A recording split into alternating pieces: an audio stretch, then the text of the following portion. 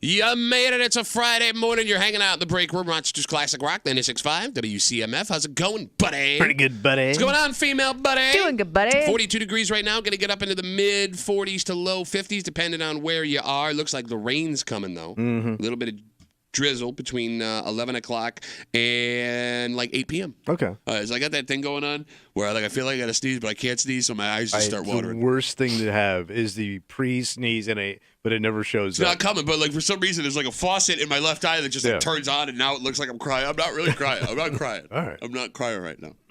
I should be crying. Wait, what happened? I made a mistake. What happened? And it's one of those mistakes that you can't come back from because it's a mistake involving your spouse. Oh, yeah. You're done. Can I tell you a tale? Sure. So Is there a reason you're doing this at 6 a.m.? No, I mean, look, she's up. She's listening. If I wanted to hide it, I'd have done it at 9, Kimmy. So last Wednesday, I told you, my wife and I went out to like a really nice dinner. For her birthday, right? Yeah. And we thought we were going to pay for it with gift cards, but then we got like a discount and we felt bad, so then we had to pay, and it was like ridiculous. Okay. So you're still stuck with the gift card? Yeah, we're still stuck with the gift cards. So after dinner was over, we had to make a quick stop at Wegmans on the way home. So we run in, her and I, and we get to the counter with our like 2 or 3 things, and there's the little card scanner where you can put your phone number in for the Shoppers Club. So I have always, since I was a child up until now at 37 years old, I put my parents' phone number in from when I was a kid. So do I. It's muscle memory, right? Yeah. And I think that's just the number that was associated with it. So But that's like their home number that doesn't exist anymore. It does not exist anymore, but it's what they used when they signed up for it. Right. Yeah, it's still in the system. I'm just there to get the Shoppers Club discount. Like, what else is it for? So I bop with my thumb, and I go to pay. And my wife sees me punching this number. She goes, "What phone number is that?" And I explained to her what I just explained. And she goes, "What are you doing?" "Oh, what? You need to put my phone number in there." Oh. And I go, "Oh, why?" She goes, "Well, because Wegmans tracks how much you spend, and there are like prizes every year for like people that spend money." Okay, There is? I've never believed that. I've heard Thank this you. since day one. Thank you.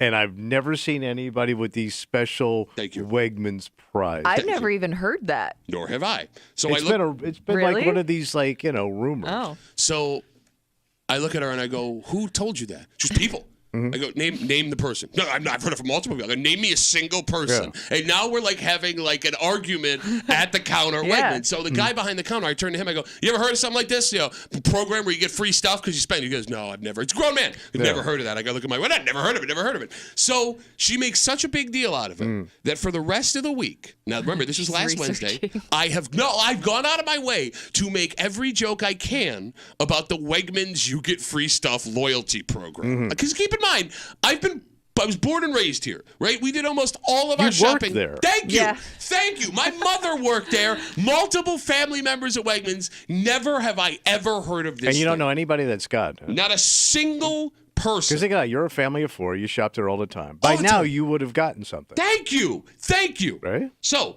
from Wednesday all the way up until yesterday, every chance I get, I'm going out of my way to make some joke about that makes things a lot better for you. Kimmy, sometimes you have to do what you have to do.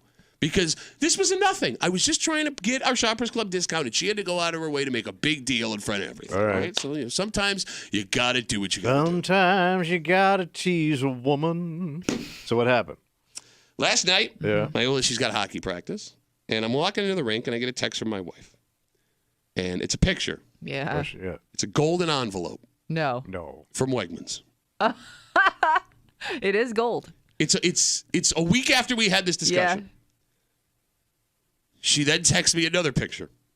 It's the letter. It's a card inside of the envelope. My God. It says, "Thank you for being one of our best customers. No. From our family to yours, we want to thank you for shopping with us all year long. You'll find digital coupons for items added to your account, along with a $50 coupon to use however you'd like. We hope these gifts make for a truly unforgettable season. Your Wegmans." So she got a $50 Coupon, gift card, I guess. basically. Yeah. So she got a $50 gift card despite you not even using your information every time you go. That's how much money you spend at Wegmans. Okay, 2 things. But One, I've never seen that. in the history of my I've life. never seen that. So she now is primetime Dion. As she should be. Listen, man. Oh, wait, whose side you on What do now? you want from me, You're man? on my side, man. That is I like was till you showed me proof. Yeah. Something I've never seen, the Like, that's- golden envelope. that is the ultimate mic drop Like you can't. You're done. How about the timing of it? Yeah. Okay, yeah. Like, never happens. You have this No. argument, that shows up. Okay, so here's the thing. I am not fully convinced this Oh, but program now is you're still gonna a thing. Well, question. no. Here's why. Because she's like, she's stomping all over me via text. She would not let it go. I have literally 20 straight texts. I'm just trying to ignore it. I'm letting it go. I don't want to say nothing. I want to, I told you, you're an idiot. So here's my theory. What's that? Got the golden coupon. We're not even a big family. We have 2 kids. We Yeah. don't spend, in relative to other people, a ton of money at Wegmans. We just don't. Right? We travel a lot with hockey, so we're not buying groceries every single week at Wegmans. We're out of town, stuff like that.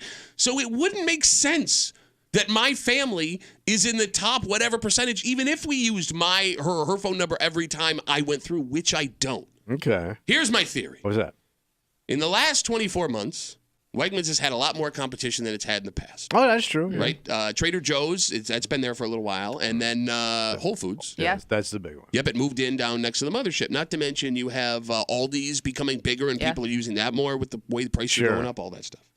My theory is that a bunch of people got this for being, quote, one of their best customers to try and implore them to stick with Wegmans. Okay. It has nothing to do with how much money you're spending. They just wanted to make you feel special. That's a great theory, but can you prove it? No, but she can't prove that it's because she spent so much money. Well, but she still got the coupon. But she does have a paper trail to her argument where you have just a theory, which is not bad, but...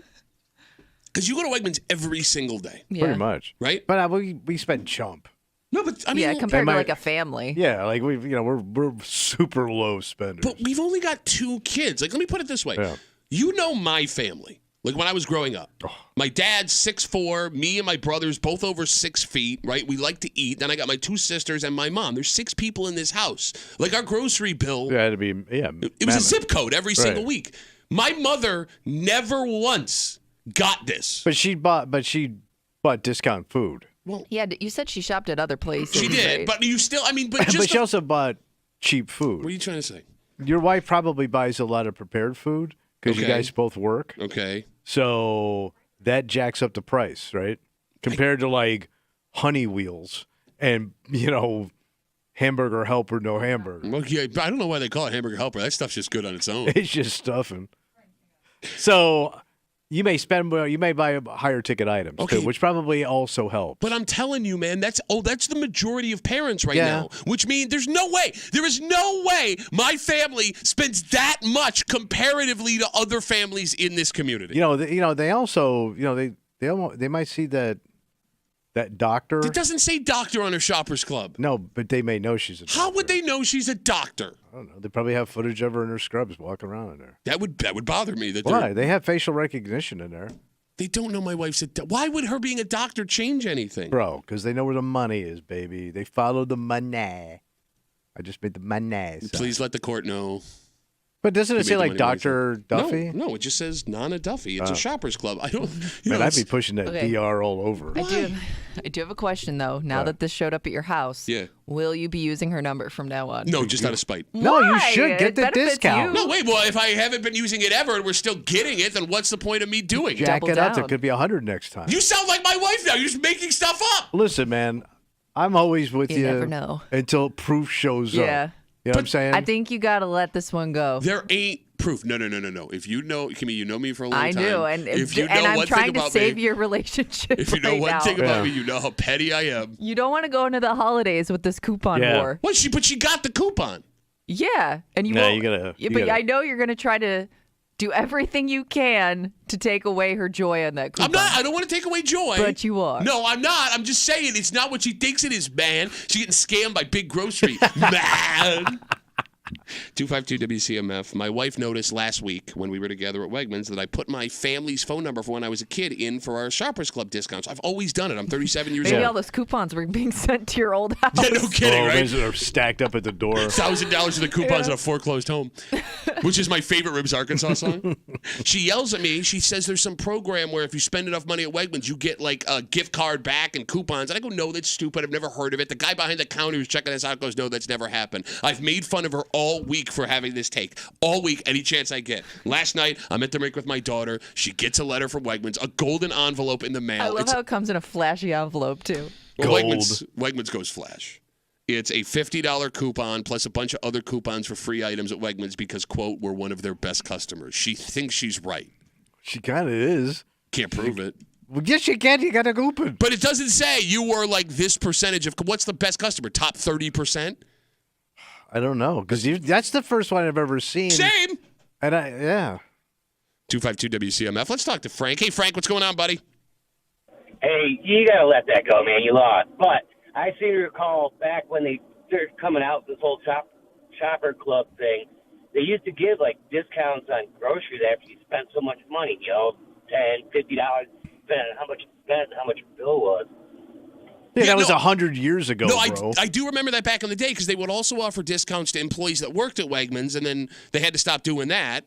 But, yeah, I haven't seen that, Frank, You're talking 20 years. Yeah, maybe more. Maybe it's coming back. Okay, well, they could do you think they would announce that, Frank? Well, I don't know. I'm not. Yeah, why keep that a secret?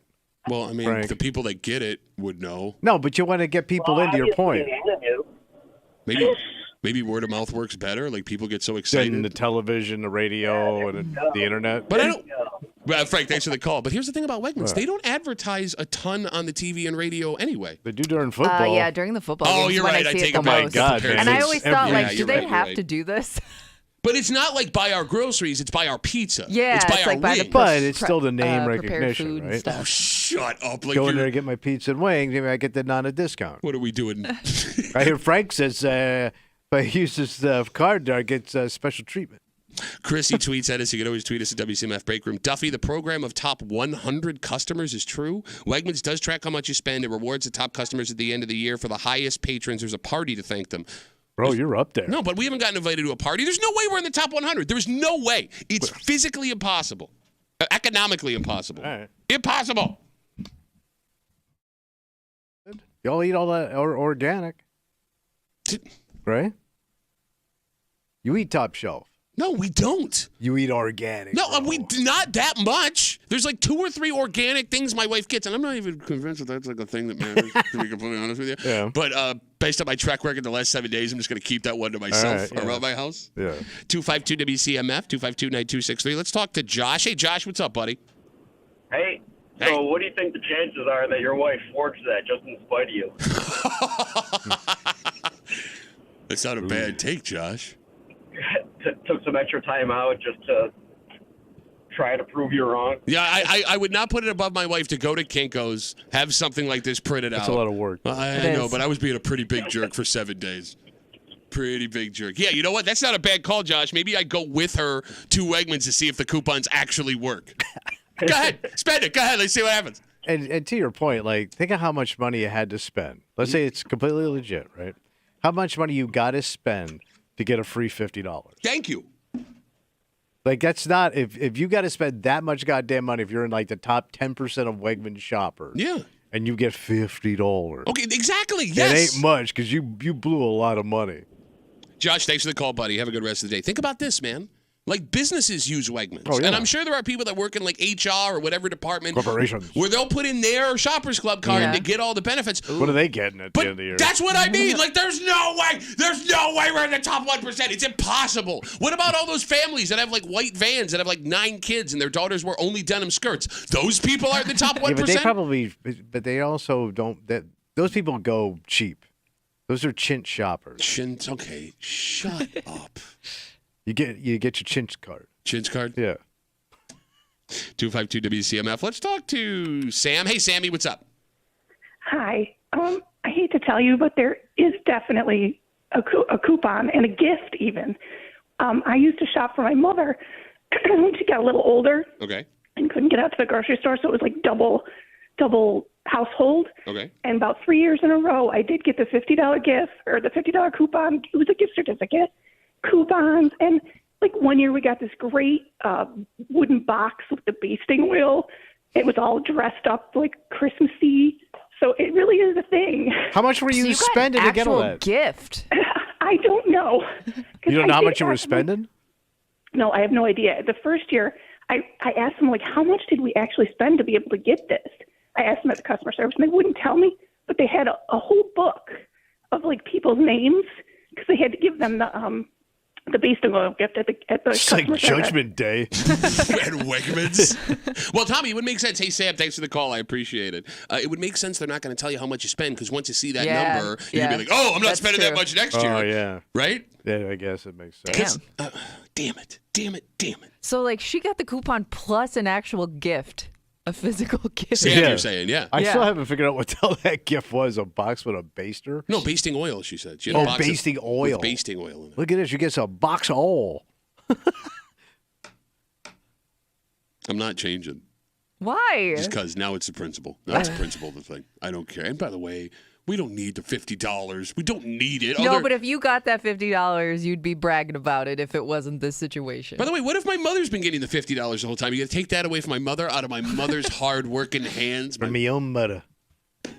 We got a dynamite. I still don't believe it kind of break up for you this morning here on CMF. It's Friday. You know what that means? No, we're going to creep it out, buddy. That's right, bud. We got a creep cap coming at you just after 7 o'clock. We have a gentleman. Kimmy, this guy wrote us on our break room Twitter, a DM. Yeah, it was a DM on our Twitter. I don't really know what his name is because he had one of those weird, like, Twitter handles. So. Oh, no, we got a name.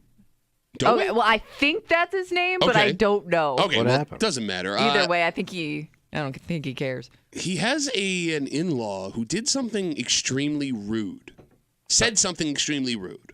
That's typical of an in-law. But he's taking it to heart. It involves his wife and the gifts he gets his wife for Christmas because he believes he knows his wife better than anybody else. So somebody made a comment about the wife, about the gift he got his wife. Yes. Not only made a comment, did research and presented him with data.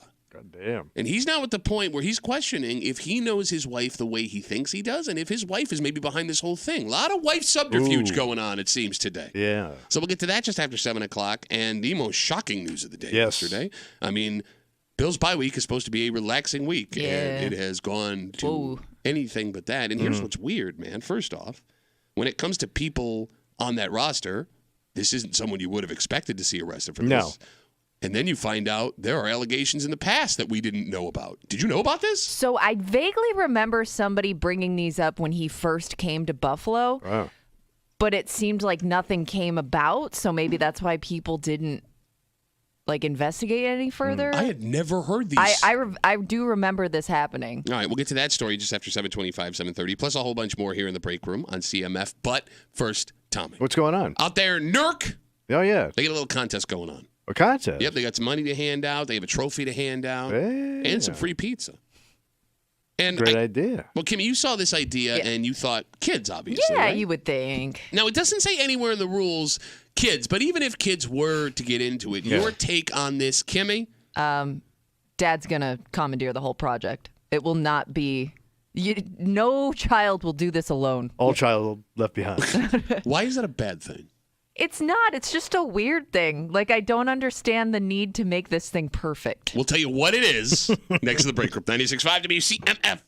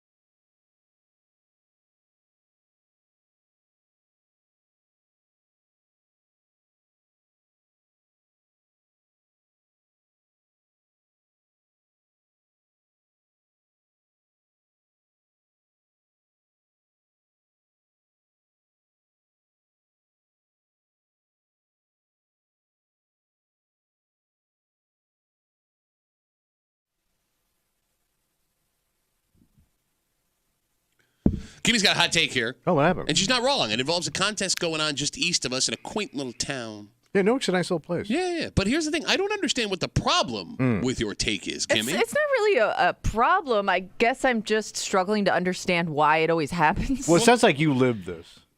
Yeah, 100%. Every kid is Well, her in particular, she's got stories. No, I don't. I can't think of a kid in my neighborhood who hasn't lived this. Kimmy, when there's something on the line, whether it's a prize on the line in this contest or the pride of people driving by and seeing this in your front yard, it matters. In your front yard. Yeah. Oh, God. You're hanging out in the break room. Rochester's Classic Rock, 96.5. WCMF. Just after 6:45, there's a very unique business that had to call the police after something inside their place went missing.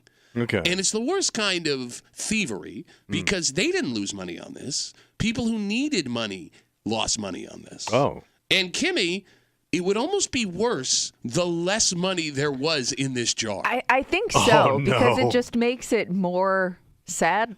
We'll tell you the story just after 6:45 here in the break room. Why are you laughing? Because I was just thinking of that old bit we did years ago on the old show. Something terrible. With the jug. We'll get to it. Just after 6:45 here on CMF. The village of Newark, Yeah. their annual snow sculpture contest is back. So this is like snowmen? Snowmen, snow dragons, Whatever. snow car. Same thing like when they do the sand sculptures and stuff. You can make whatever you But want. ain't no snow. Well, there was snow in I guess Newark, there and is. this isn't like a week-long thing. It's a whole winter-long Oh, thing. okay. So you can enter until February 29th. You just have to take a picture of whatever you created in your front lawn, and there are actually different prizes for different categories. They have a residential category, so you win, you get $100. Okay, nice. There's the best business category. That gets a snowman trophy and a pizza. Ooh. So that's got to suck if you're the employee that has to go out there and do that. You wouldn't be happy. Yeah, I'm But with you're also Kimmy. freezing your ass up making snow stuff. But you're not doing anything else. Yeah, I'd rather do that than my job. All right. Well, any job All I've right. had, but this one. So, like I said, you got to submit your photos online. They have a website for it. You can find it somewhere, and they'll be judging in late February. So most people look at this story and go, "Oh, fun, wintertime, being a kid again. This is great." Kimmy, you saw this story. And There will not be any kids managing these projects. Why is that? Of course not. Because this is a dad takeover hobby. Yeah. Oh, yeah, absolutely. Because like I remember being a kid, and like we'd be playing out in the front yard and all the snow. Let's build a snowman. This good snowman snow, and we'd start. Second we started rolling like that first snowman ball, my dad would come running out of the house fully in winter gear, ready to take over that project. The snow project. Phone number is Like he couldn't just let us do it ourselves. The phone number is 252-WCMF, 252-9263. Is no kid has ever made a snowman without dad taking over a true statement? Because you might be right. Because I can't think of a single time I made a snowman where my dad didn't want to come over and come out and take over the snowman when he was home. Okay. Right? But in the defense of the dads that take over the snowman project, all kids are doing it wrong.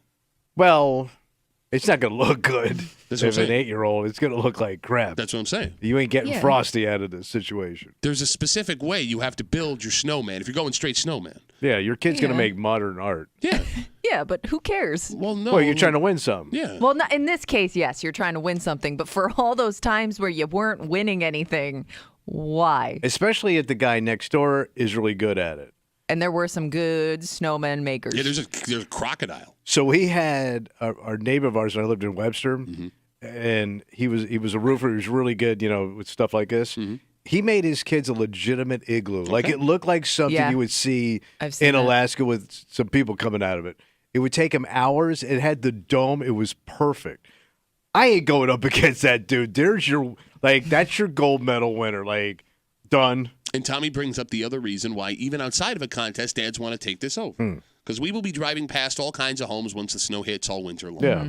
And I know it's stupid, Yeah. but you will judge the snow and how it's You built. judge I do. it? I absolutely. course. If I see Sure. like a bunch of like little like weird looking snowmen, I just look there must be kids that live in Yeah, that house. there's like a twig for an arm. yeah, no, like I really. don't think like wow that snowman really sucks. I'm judging that That snowman. is Your not kid. my Oh, they're first sucky thought. ass. They're suck ass snowmen. Thank But you. who cares? I It's don't. gonna melt You do care because anyways. you're judging. You But- look at you go, busted that snowman. But if you're up against Igloo Guy, by the way, he also did this thing, solar lights. inside the igloo. So wow. he had a walkway. He had like this winding walkway up, solar lights in, one inside. Well, it had like something kind of light inside. Like the kids played in it like all winter. I was like, that's I was awesome. 45 years old. I was jealous. You could have fit in it. Why didn't you go play? It looks a little weird. Okay. And I was told to leave. No, because like if my neighbor does what Tommy is describing and my kids want to go do something, I have to at least make it look respectable next to that. But you're not going to. Like once lights and stuff show up, just go home. Yeah. Go home, man. By the way, when it comes to this specific story we're talking about, again, Village of Newark is bringing back their snow sculpture contest. Residential entries, the winner gets $100. The best business entry gets a trophy and a pizza. There's nothing, Kimmy, in this contest that says it's for kids. No, you're right. Right? It's residential business. So if my kid is going up against grown-ass men and women, I have the right as a father and the owner of that home to step in and be the foreman on this project. And of course I want to spend time with my little ones as long as they do it the right way and do everything I say. Sit down and watch. Yeah, because at that point, what else can they even do to contribute? Nothing. Pile up the snow over here so we can use it to create the purpose. Basically, you're raising some gophers, right? Well, isn't that what life is about? Man. I'm the foreman, you're the flunky. You have to work. Look, man, I worked my whole life to get to a point where I can tell you how to design this snowman, and you're going to take my advice, and we're going to do this the right way. And it's funny how dads think that they can do this all the time. Yeah, my dad was no artist. That's what I mean. Like, they don't have an eye for the thing. Like, some guys do if they're in construction or something like that to build an igloo, but, like, to do something like build a human being out of snow, don't think it's going to happen. I'm really good at snowmen. Why? What makes you good at snowmen? I don't know. I just have a touch for making His snowmen. past girlfriends. I don't know what it is. Every snowman I make Tina, the snow tramp. looks amazing. So, like, I'm going to be disappointed by whatever my kids put out in that front lawn. And I'm not going to say it sucks to their face. I'm not going to do that. But you can't do that. Well, you No, don't no. have to say it. Not going to do that. But if I have the ability to make it better, why would I not? Make them feel better about themselves on a project we work together on. There's nothing that makes me angrier because here's what my kids do. Yeah. They don't roll the snowman on the bottom. They, like, make a mountain of snow. Like, pile it up. Yeah, and then they, like, roll a ball and put it on top. And that's Okay. not what a snowman's supposed to look like. I mean, but does the structure hold? No, it doesn't. That's because the main no, within goal. like a day or two, the balls roll off of the thing, and Okay. we no longer have a All snowman. right, We just well, have a pile of gross ass, like weird looking snow. Snowballs. Yeah, like no, I will help you. We'll do this together. I think that makes you a good father. Well, it makes you a don't know. Budinsky father. Yeah. Which isn't, sometimes you got a Budinsky. Because like when you're doing, like when you hop out there to help your kids with their snowmen, do they lose interest? Because like I would. remember Dad coming up like, all right, well, snowman making is over for the day. They I'll lose go on interest. to do something else. They lose interest whether I'm helping or not. And that's the other thing that bothers me. They'll start making things and Don't then start something you can't finish. well, they'll abandon it. No, I'm with you. Like, let's but learn a who lesson here. cares? They're What do just you mean, who having cares? fun No. in the snow. If you're gonna start making a snowman, you have to finish a snowman. See, that's where my father would probably bail. Like, I could see, even if my dad came out, my father wasn't that come out and help you guy. I could see a snowman not finished, 50 cigarette butts around the base of this thing, and we're only halfway up. It's like when you see those old pictures of, like, the Brooklyn Bridge or the Eiffel Tower. Like, he would have stopped 20 feet up. Like I remember there was a point where my grandpa sometimes watched us and he came outside and was watching us build a snowman, and like everything, you know, the grandkids do is great. So Yeah. he didn't take over. He just just watched watched. us build it. Yeah. I know my dad came home and like judged the hell out of that snowman. And rightfully Like so. I know like there's something just killing him inside because he had to go fix the snowman. Look, I think Is your wife somebody that would also jump in? yeah, but she's just gonna let the kids do it. She just wants to like spend time with them. Okay. Yeah. She'll mom it. Yeah. But like, I think the secret we've discovered in this discussion is that every man is judging every snowman that they drive past on their way home and to work. I would think so. You know when I really noticed dads coming out to do the snow sculptures and stuff when they started making the snow paint. Like I remember that all of a What's sudden that?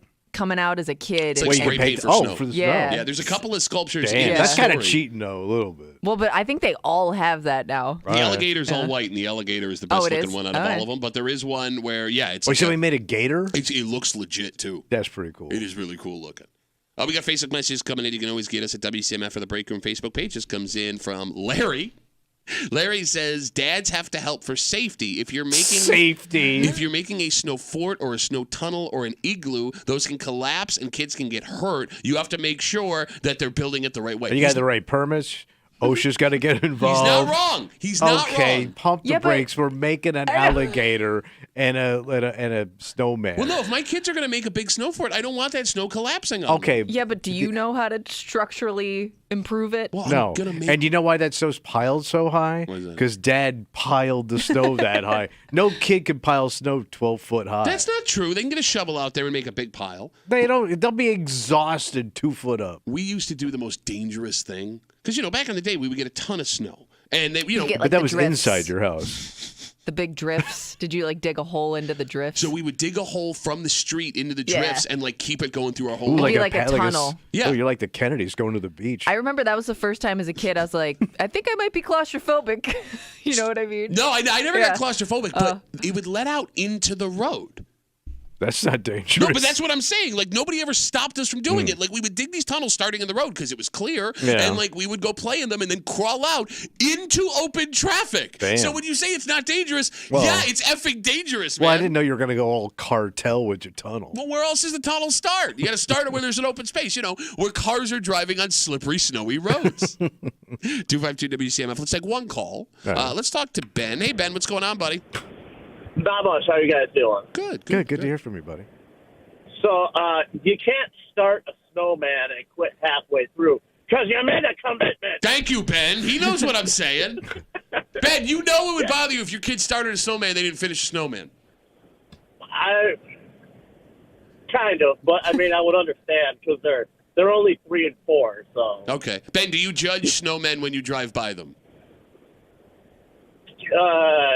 kind of. If it's already melted, why not just knock it down and just let it die? Let it Let it die. Put that snowman out of his misery. He's got a snowman in hospice. Like my older brother, he kind of, I have I don't know how to explain it. My older brother was really, really good at making snow art because I remember one year we got this huge snowstorm and he decided to make this giant snow serpent that was probably 15 feet long and Wow. 4 feet tall. Wow. It was amazing. I still remember that. I think I was maybe 8 or 9. He was 18 or 19 when he did that. It's amazing. It is amazing. Well, you had a 19-year-old brother who's making snowmen. Yeah. No, that's pretty we cool. were That's all a pretty cool artistic brother, man. people. Well, Ben, we've been waiting this whole call to have an opportunity to injure your tongue, but I don't think it's coming, and we don't want to No. force it. So, Right. thanks What, for I the can't get my tongue stuck on a bowler? No, everyone saw that coming, man. Everyone saw that coming. No, okay. Comedy's all about surprise, Ben. But thanks for the Oh, call, okay. man. Have a good rest of the day. I had this really cool All right, you brother. He too. was 19 and was making a snowman in the front yard. Well, but I'm a 37-year-old man who wants to do the same thing. Well, there's I a don't think that point. ever leaves you. No, but he was in his cool zone. Cool zone. Yes. No one in Ben's family has ever been in the cool zone. Probably. Well, obviously. All right, let's take a break. This business is super unique. Okay. And look, I need you to not laugh at this business Oh, so we can cool. get to the actual Yeah. story because it's actually doing good and there are people that care about these Right. things. And it's a place that runs on donations. Oh, all right. They need money to survive from people. And there Yeah. are people donating plenty, it seems. That money's gone. Wait, it's all gone? Well, I don't know how much of it, but a jar's worth of it is gone. Okay. And when you see this story, it might be more of a dick move from this thief if there was less money in this Yeah. jar than we think. Okay. And we'll get into it next to the break room. 96.5 WCMF.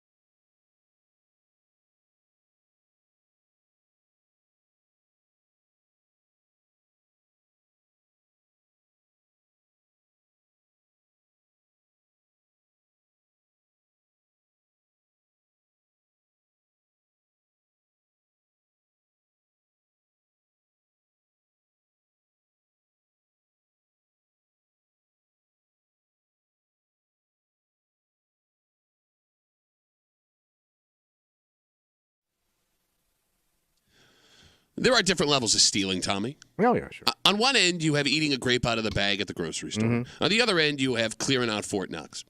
And this incident in Brockport is somewhere in between. Okay. But what might make this person who did this an extra monster Yeah. is how much they took, not who they took it from. Okay. You're hanging out in the break room, Rochester's Classic Rock 96.5, WCMF, just after 7 o'clock. It's Friday. You know what that means? We're going to creep it out, buddy. That's right. We got a creep cap coming at you in just a little while. Also, a gentleman wrote us a direct message on our Twitter account, our break room Twitter account, right after Thanksgiving. Kimmy, is when we were on break, right? Yeah, I think this is it was late last week. And this gentleman is questioning everything he knows about his ability to make his wife happy. Because one of his in-laws, quite rudely, not only told him something he didn't think, but offered him tips to fix it. Oh, she butted in. And his first reaction was, you don't know what she's talking about. Now he's questioning what he knows about his wife. Oh. And we'll tell you the story just after 7 o'clock here in the break room on CMF. Tommy, Mr. Gray's Strays. Mr. Gray's Strays. It's a unique place out in Brockport. Oh. If you want to adopt a cat, they can do that for you. Okay. Right? They look for homes to take in, or they look for homes who take in strays that they are currently taking care of And at they work this with place. cats. You got it. Okay. Now, inside this building, Mr. Gray's Strays, they have a big jar full of change and loose bills that people would leave cash in to help support their charity and their cause. You'll get the kitty cats. You got it. According to a story on 10 NBC a few days ago, Joanne, who owns Mr. Gray's Strays. This is all making sense. What does that mean? You don't even know the story yet. What does that mean? All Joannes are cat people. You know I'm right. You might be right. Yeah. She got a call at 3 a.m. Wait, at what? 3 a.m. from someone looking for help with a cat that they had. Wait, somebody calls at 3 a.m. about a cat emergency? She got up. She went to go help the cat. She's a good person. She was walking into the adoption center, and she said she found change leading the doorway. Once inside, she noticed the charity jar was nearly empty. Someone had broken in and stolen money from Mr. Gray's Strays charity jar. So the good news. They got the thief on camera. Oh, okay. They also have a license plate number of the car they were driving. So it's possible that eventually they make an arrest in this case. This has got to be the world's saddest criminal. Okay. The bad news, of course, the odds they get this money back is almost zero. Yeah. And honestly, we don't even know how much was in the jar. But it was like a change jar. Well, it could have been. I mean, who knows, Tommy? They showed it. Yeah, it just seemed like a place where you'd maybe stick a few bucks, some change. Yeah. But it could have been $5. It could have been $1,000 in that jar. We don't know. Yeah. Kimmy, which one would make the story worse? If they took a ton of money or if they took a handful of change? If they went that far out of their way to break in and steal this thing and you only got $5 out of it, to Tommy's point, that may make you one of the saddest criminals of all. I think it makes it way more sad if you can only get like a handful of cash and change in the whole caper. Now, I agree it's more sad. Yeah. The question is, are you a bigger dick? Oh, you're a bigger dick for taking less money. For taking less money, yeah. Well, I mean, once you break in, right, you just, I mean, would you look at it and go, no, or I'm at least taking the money. I'm taking what's ever there. Well, no, but if you could break in, look and see what's there, and just walk out. Yeah, and I guess, go ahead. You don't leave money on the table. Okay, $5. Yeah. Hey, put it in my pocket. Okay, but that $5 means more to Mr. Gray's Strays than anybody that broke in. What are you going to do with $5? It's a sad situation all the way around. I mean, I would say yes, low money, even worse. So it makes you more of a monster. Because I could wrap my head around, not saying I'm not justifying it, but I could see why somebody would take, especially from a charity, if you thought you were getting a big chunk of change out of it. Yeah. Because that could be, something that you need, I don't know, to live on or something. But here's the deal. But to go through that and only grab $5, you're just being a dick. There's not going to be a big payout. Because it's a jug on a counter for you had to know. Discretionary. I'm just, I'm going to throw my money in here. It's going to be nice. Yeah. So how much money, a jackpot, what do you think would be in that thing? I don't know. I mean, there are people listening now that have had those jars of change they just throw it into. They take it to that Coinstar, and all of a sudden there's like $400 in there. Okay, so maybe 400, but that would be the tippy top, top score. Man, you nailed it, right? That's a 3-pointer. I mean, $400 is more than the average person walks out with a break-in, I think. Absolutely. But I'm guessing you ain't getting $400 at Kitty Cat Adoption Center. I don't know, man. So I'm going to say a big score out of that place would be $1.50. You hate cats, so you want it to be a low number? I hate cats. Love kittens. Okay. I think you are underestimating people when it comes to the animals they love, how much they're willing to dig deep for. Yeah. Bro, you know. But how much at one time could be in that thing? Like Right. I would assume even if they got a significant amount, they need to use it. So I'm guessing it's getting emptied pretty regularly. And cats don't draw the attention that dogs do. They just don't. Like if this was a dog adoption, Oh my God. you could have 4 or 5K in there. We're gonna have a dog versus I think cat I think argument. any kind of rescue probably isn't making big money. Okay, but we all know like who's the Taylor Swift of like rescue pets. I don't know, man. There's more cat owners than there are dog owners. No, but when Yeah. they show me the sad pictures on the TV, it's always a shivering dog. Because you're not a cat person. They never show me the cat. The 'Cause cat's they- always at the end of the Well, it- line of shivering animals. It's because cat people take in all the cats. Where you dog people, you just take one. And you're like, oh, I bought it. I didn't even adopt it. But even when they show me Lollipop Farm, like the cat gets bumped by the horse. Well, the horse is pretty They cool. got a horse in there for some reason. Could I just take home a horse? Quick sidebar. I guess you could. Like, let it live in my yard in Henrietta? A horse? Why not? At Lollipop Farm. Well, why not? Because I can't take care of it. Like, I mean, I wonder if they come to your house and, like, And, like, check out your I'm situation. would guessing think you like would you have to have a some- livestock type of thing. Well, like, if I The was like, proper. do you have that? Yes. 252 WCMF. We're talking about this break-in and robbery at a place called Mr. Gray Strays in Brockport. It's a cat adoption place. They help take care of cats with folks that need help with it. Woman got a call at 3 a.m. Joanne, who owns the place a couple of days ago, went to go open the place up to help the cat. When she was walking in, she found change leaving in the doorway. Their donation jar had been stolen from, but we don't know how much it was. Kimmy, is this the type of story people would turn their friends in for? Like, if they released a picture of Yeah. whoever the suspect Like a was. still shot of the video. If you And knew I that, knew it. if you knew who that person was, Kimmy, would you call the cops? It Why not? depends on like, do I know of them or do I know that like are they a You know friend? them personally. Coworker. Oh yeah, I don't care. I'll call on a coworker. It's Moose. Yeah, I knew call it. it on Moose. What, you would? Yeah, I think so. I would call on a coworker. Good friend, I'd question because like they may. I don't know, but coworker. Yeah, but a coworker, you get a face. He's gonna get out. Well, yeah, but they don't Well, know they you're don't the one that know called. that you called. Yeah, true. Crime Stopper's completely anonymous, even with cats. Are you calling on that? No. Why? They stole them at Busted charity. ass cat charity. Well, I if it am was, not, let's say it was a charity you cared about. What charity would I that don't be? know. Tommy Good, Fun. good question. No, but I mean, You said you would call on people who stole from Wegmans. well, that's different. Yeah, they need our money. They do good in the community. This woman does Yeah. nothing but good. She's not running a business. Let me know when she opens up a pharmaceutical educational center at Fisher What? with her cat That doesn't coin. make any sense. What are you talking about? Wegmans has a whole school of Yeah, pharmacy. because Like they make give, so much money as a business. but they give back so they can get more pharmacists so they can charge me the right amount of money for the Viagra. right amount of money. The exact right amount of money. Not too much, not too little. I am not turning on because first of all, if we knew that cat, Yeah. Wait, with the actual cat or the guy who stole? the cat is stole from the cat. Gotcha. Cat, kitty cat. He's busted, man. I mean, it's one of the saddest capers. I mean, me getting him arrested is not. I mean, he's already at the bottom. No, because he could keep doing stuff like this. I doubt it. Okay. I mean, that was his move. If this was a dog charity, would you call? Yeah, maybe. You dick. No, I wouldn't. Okay, I feel then like you're a the- bigger On dick. a buddy. Okay. On a buddy. Yeah, say it's me. No. I feel like there are some people that maybe in your past that you know that you would absolutely take joy in calling. Oh, absolutely. Yes, you are absolutely right. Yeah. Yeah, that's true. But like guys that I like, because there's a certain amount of pieces of crap that I like. All Yeah. of them. Right. Yeah.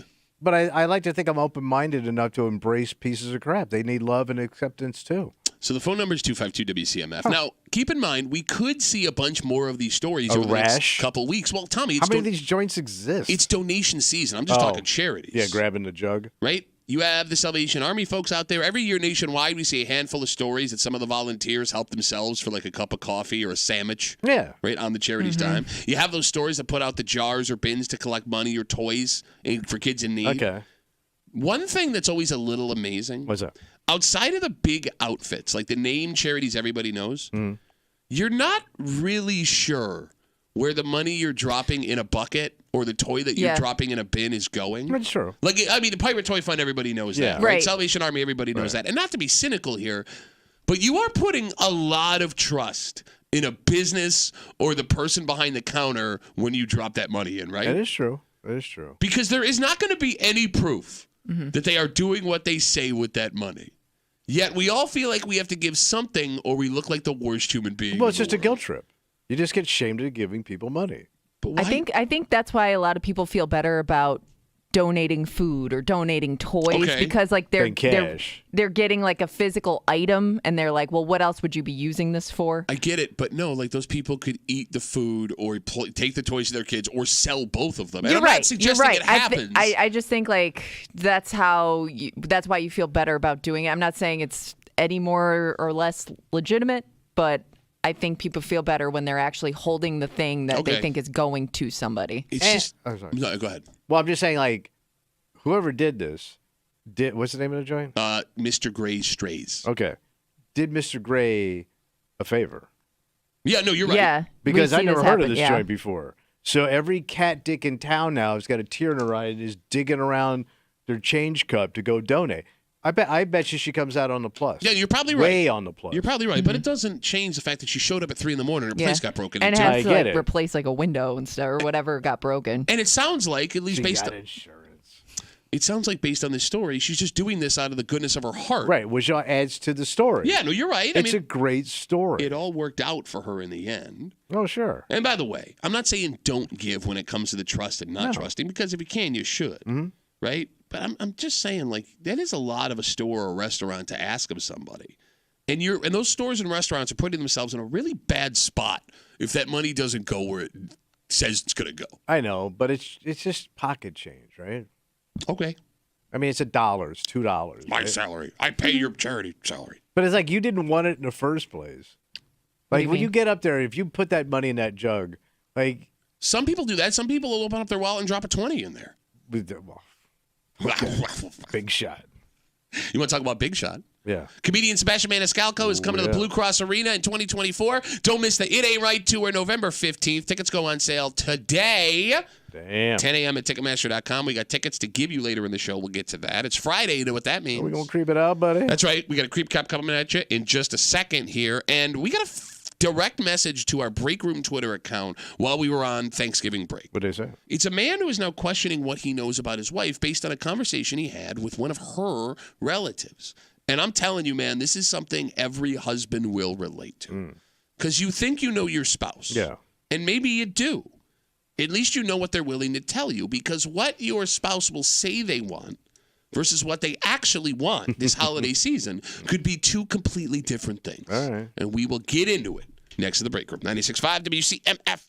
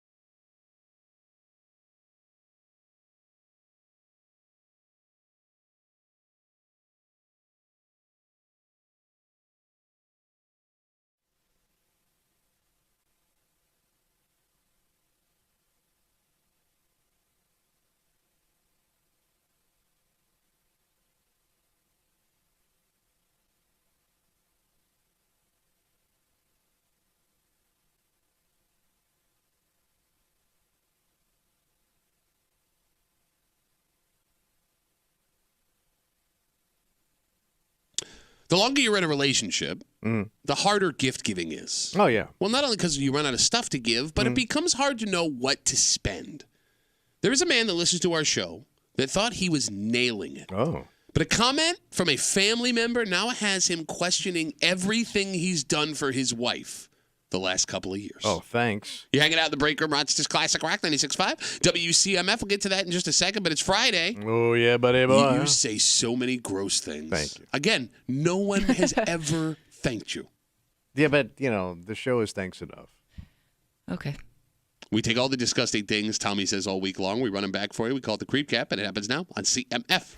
Yeah. Oh, man. All right. God. All right. How hard?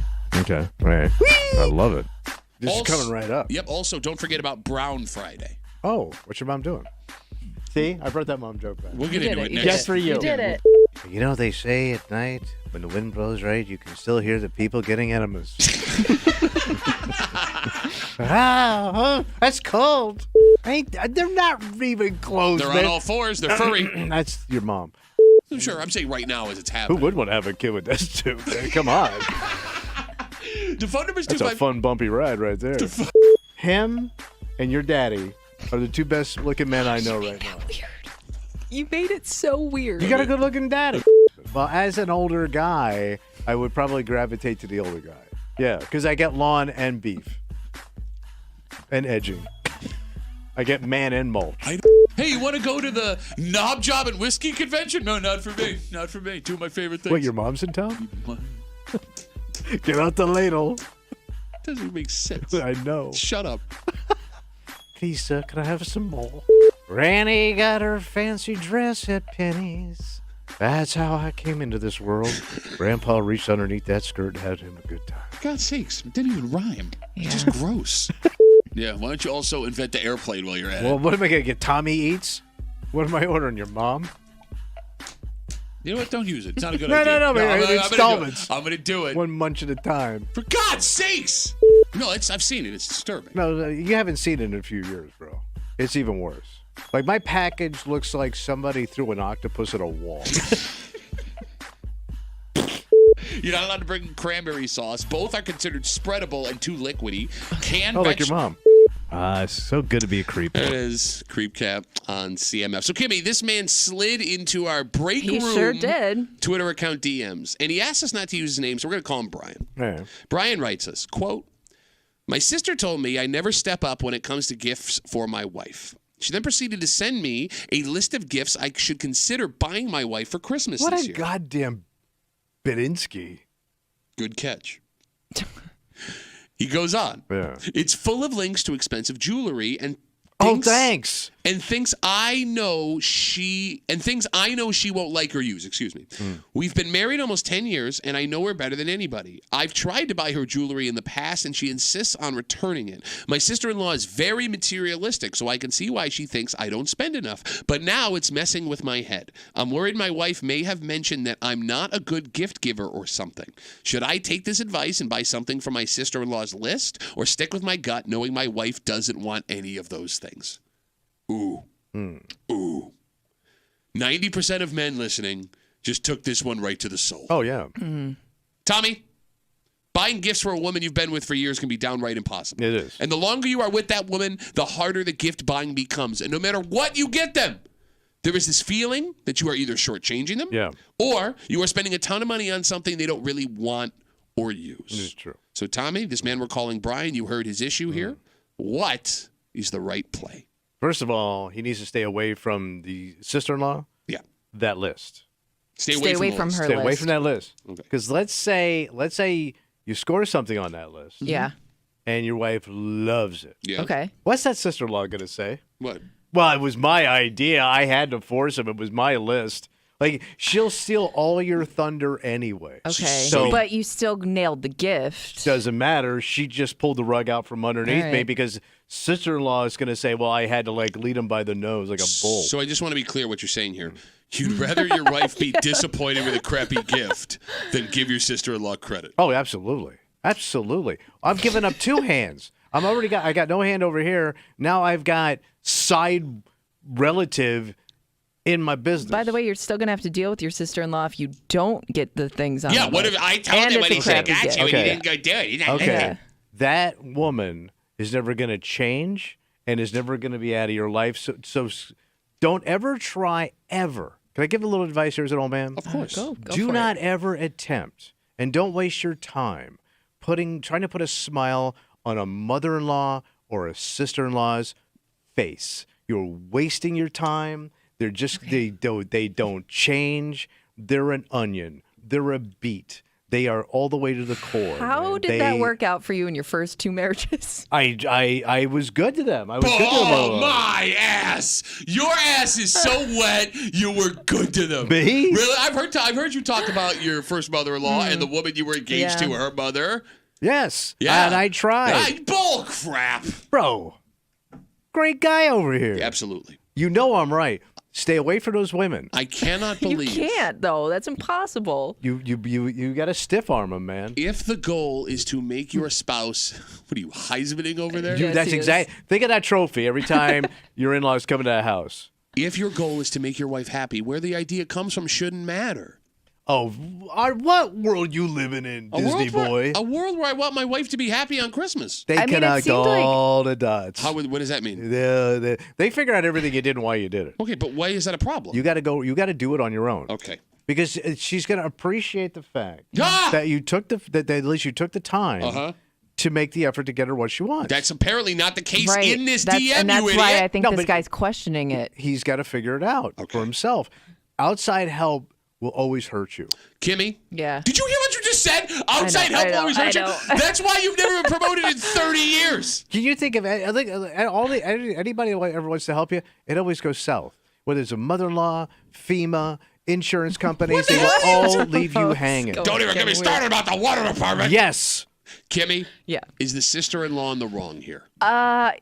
Normally, I would say yes, but if this sister-in-law all of a sudden showed up with tips for what to buy his wife, I'm thinking his wife may have said something. Okay.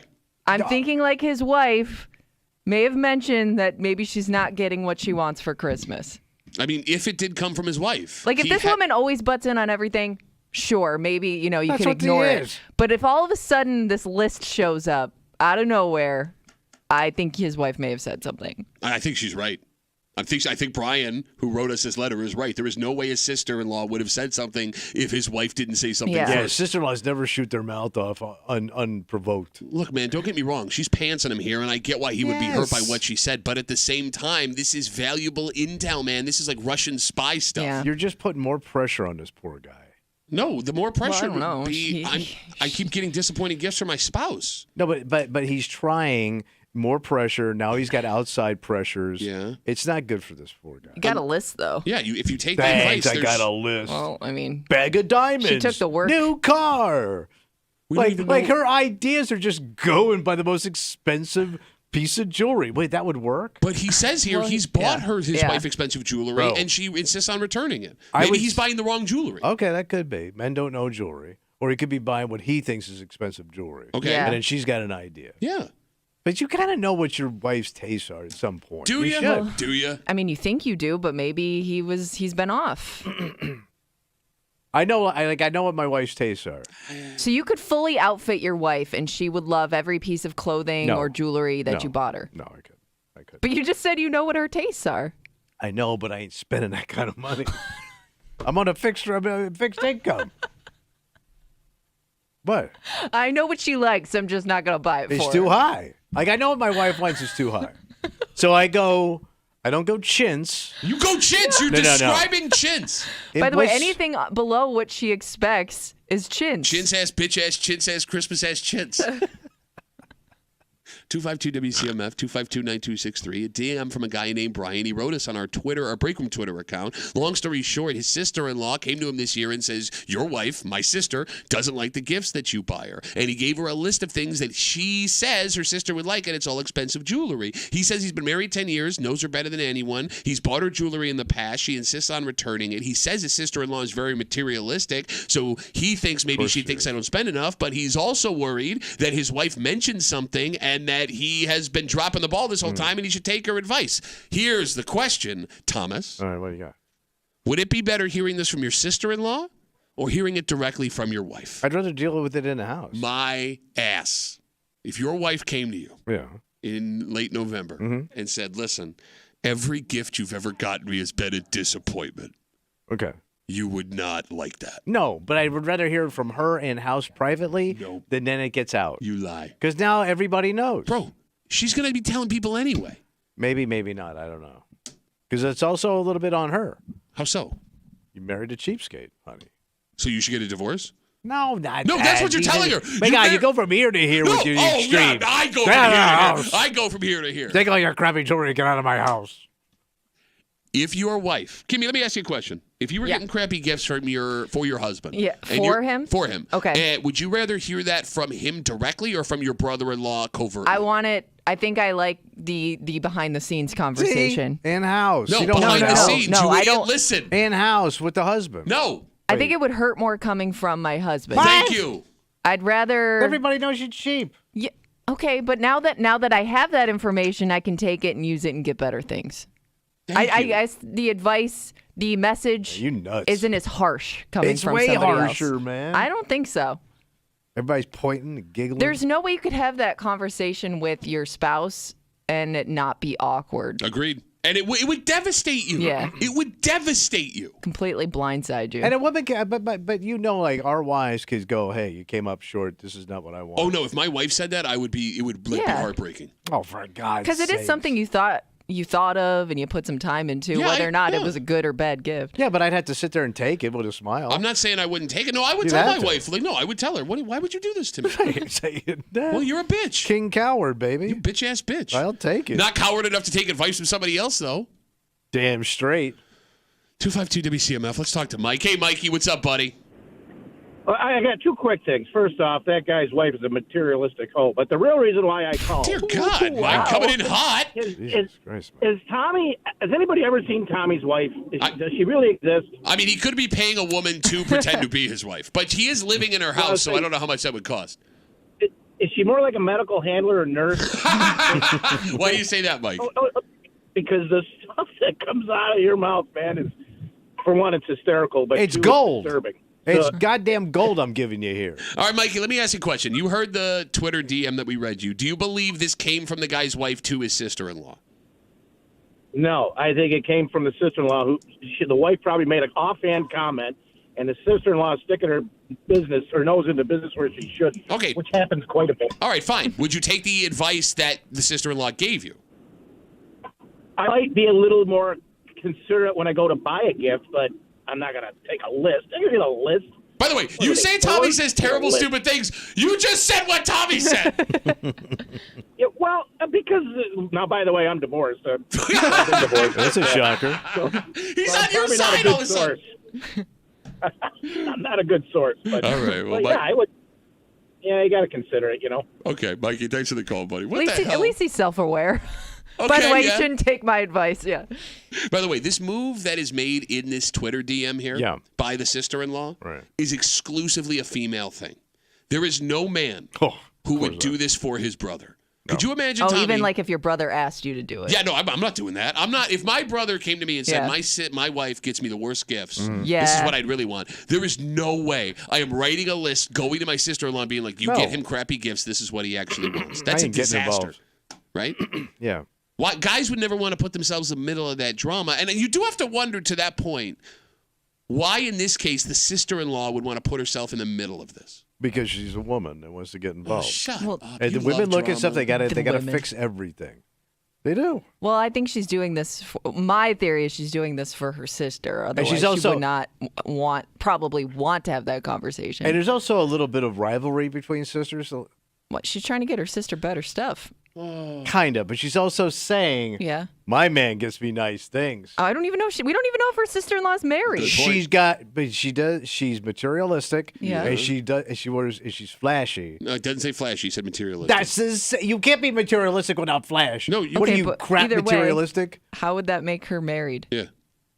She got a man. No, it doesn't say anywhere in this DM that she is married. Yeah. Let's assume she's married. No, but she's not. Or she's got a man in her life. Doesn't say. So you're saying she's barren.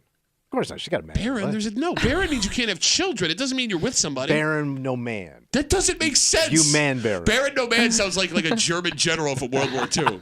Baron no man. He took the French Alps. I'm just saying, she's also trying to big time her sister a little bit, saying, I got nice stuff.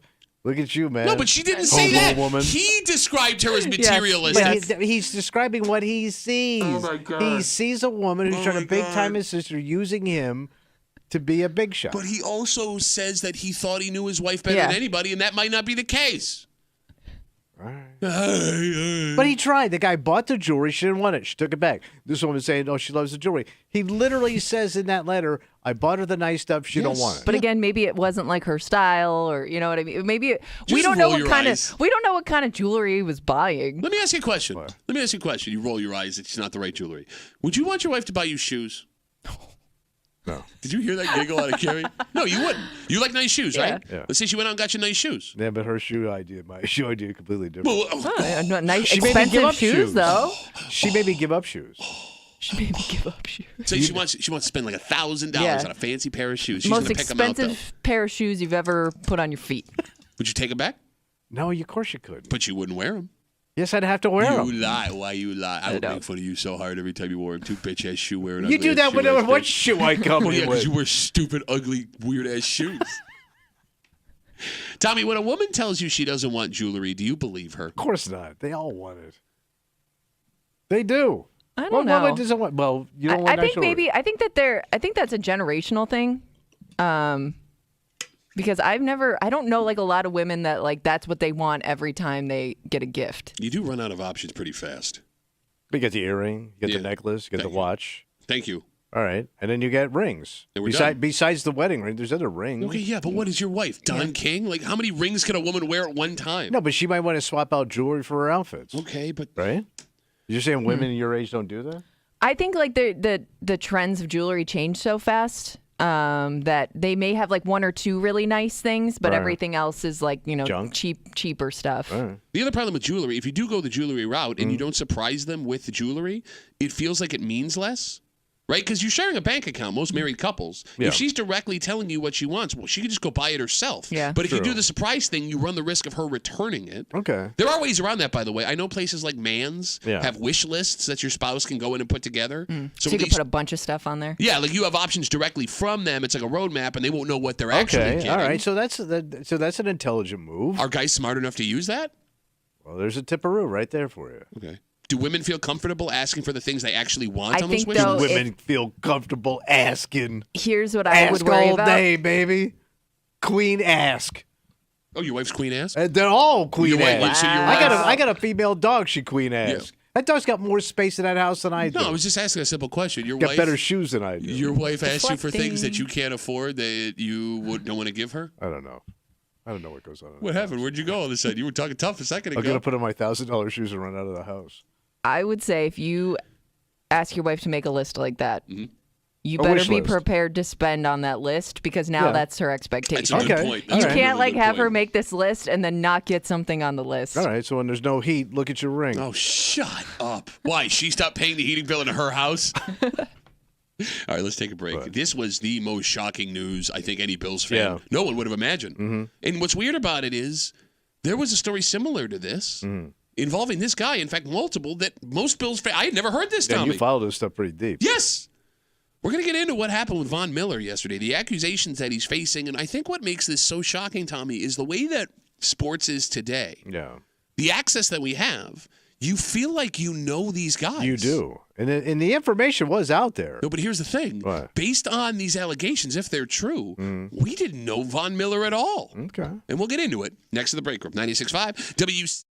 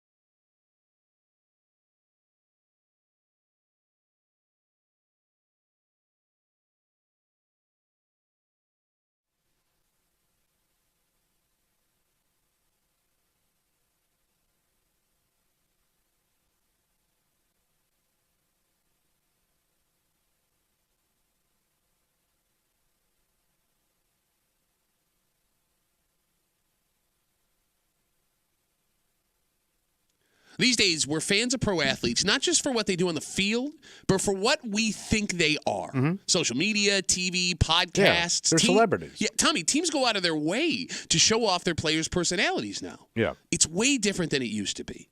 But a story yesterday shows us it may give us a false sense of who that person is.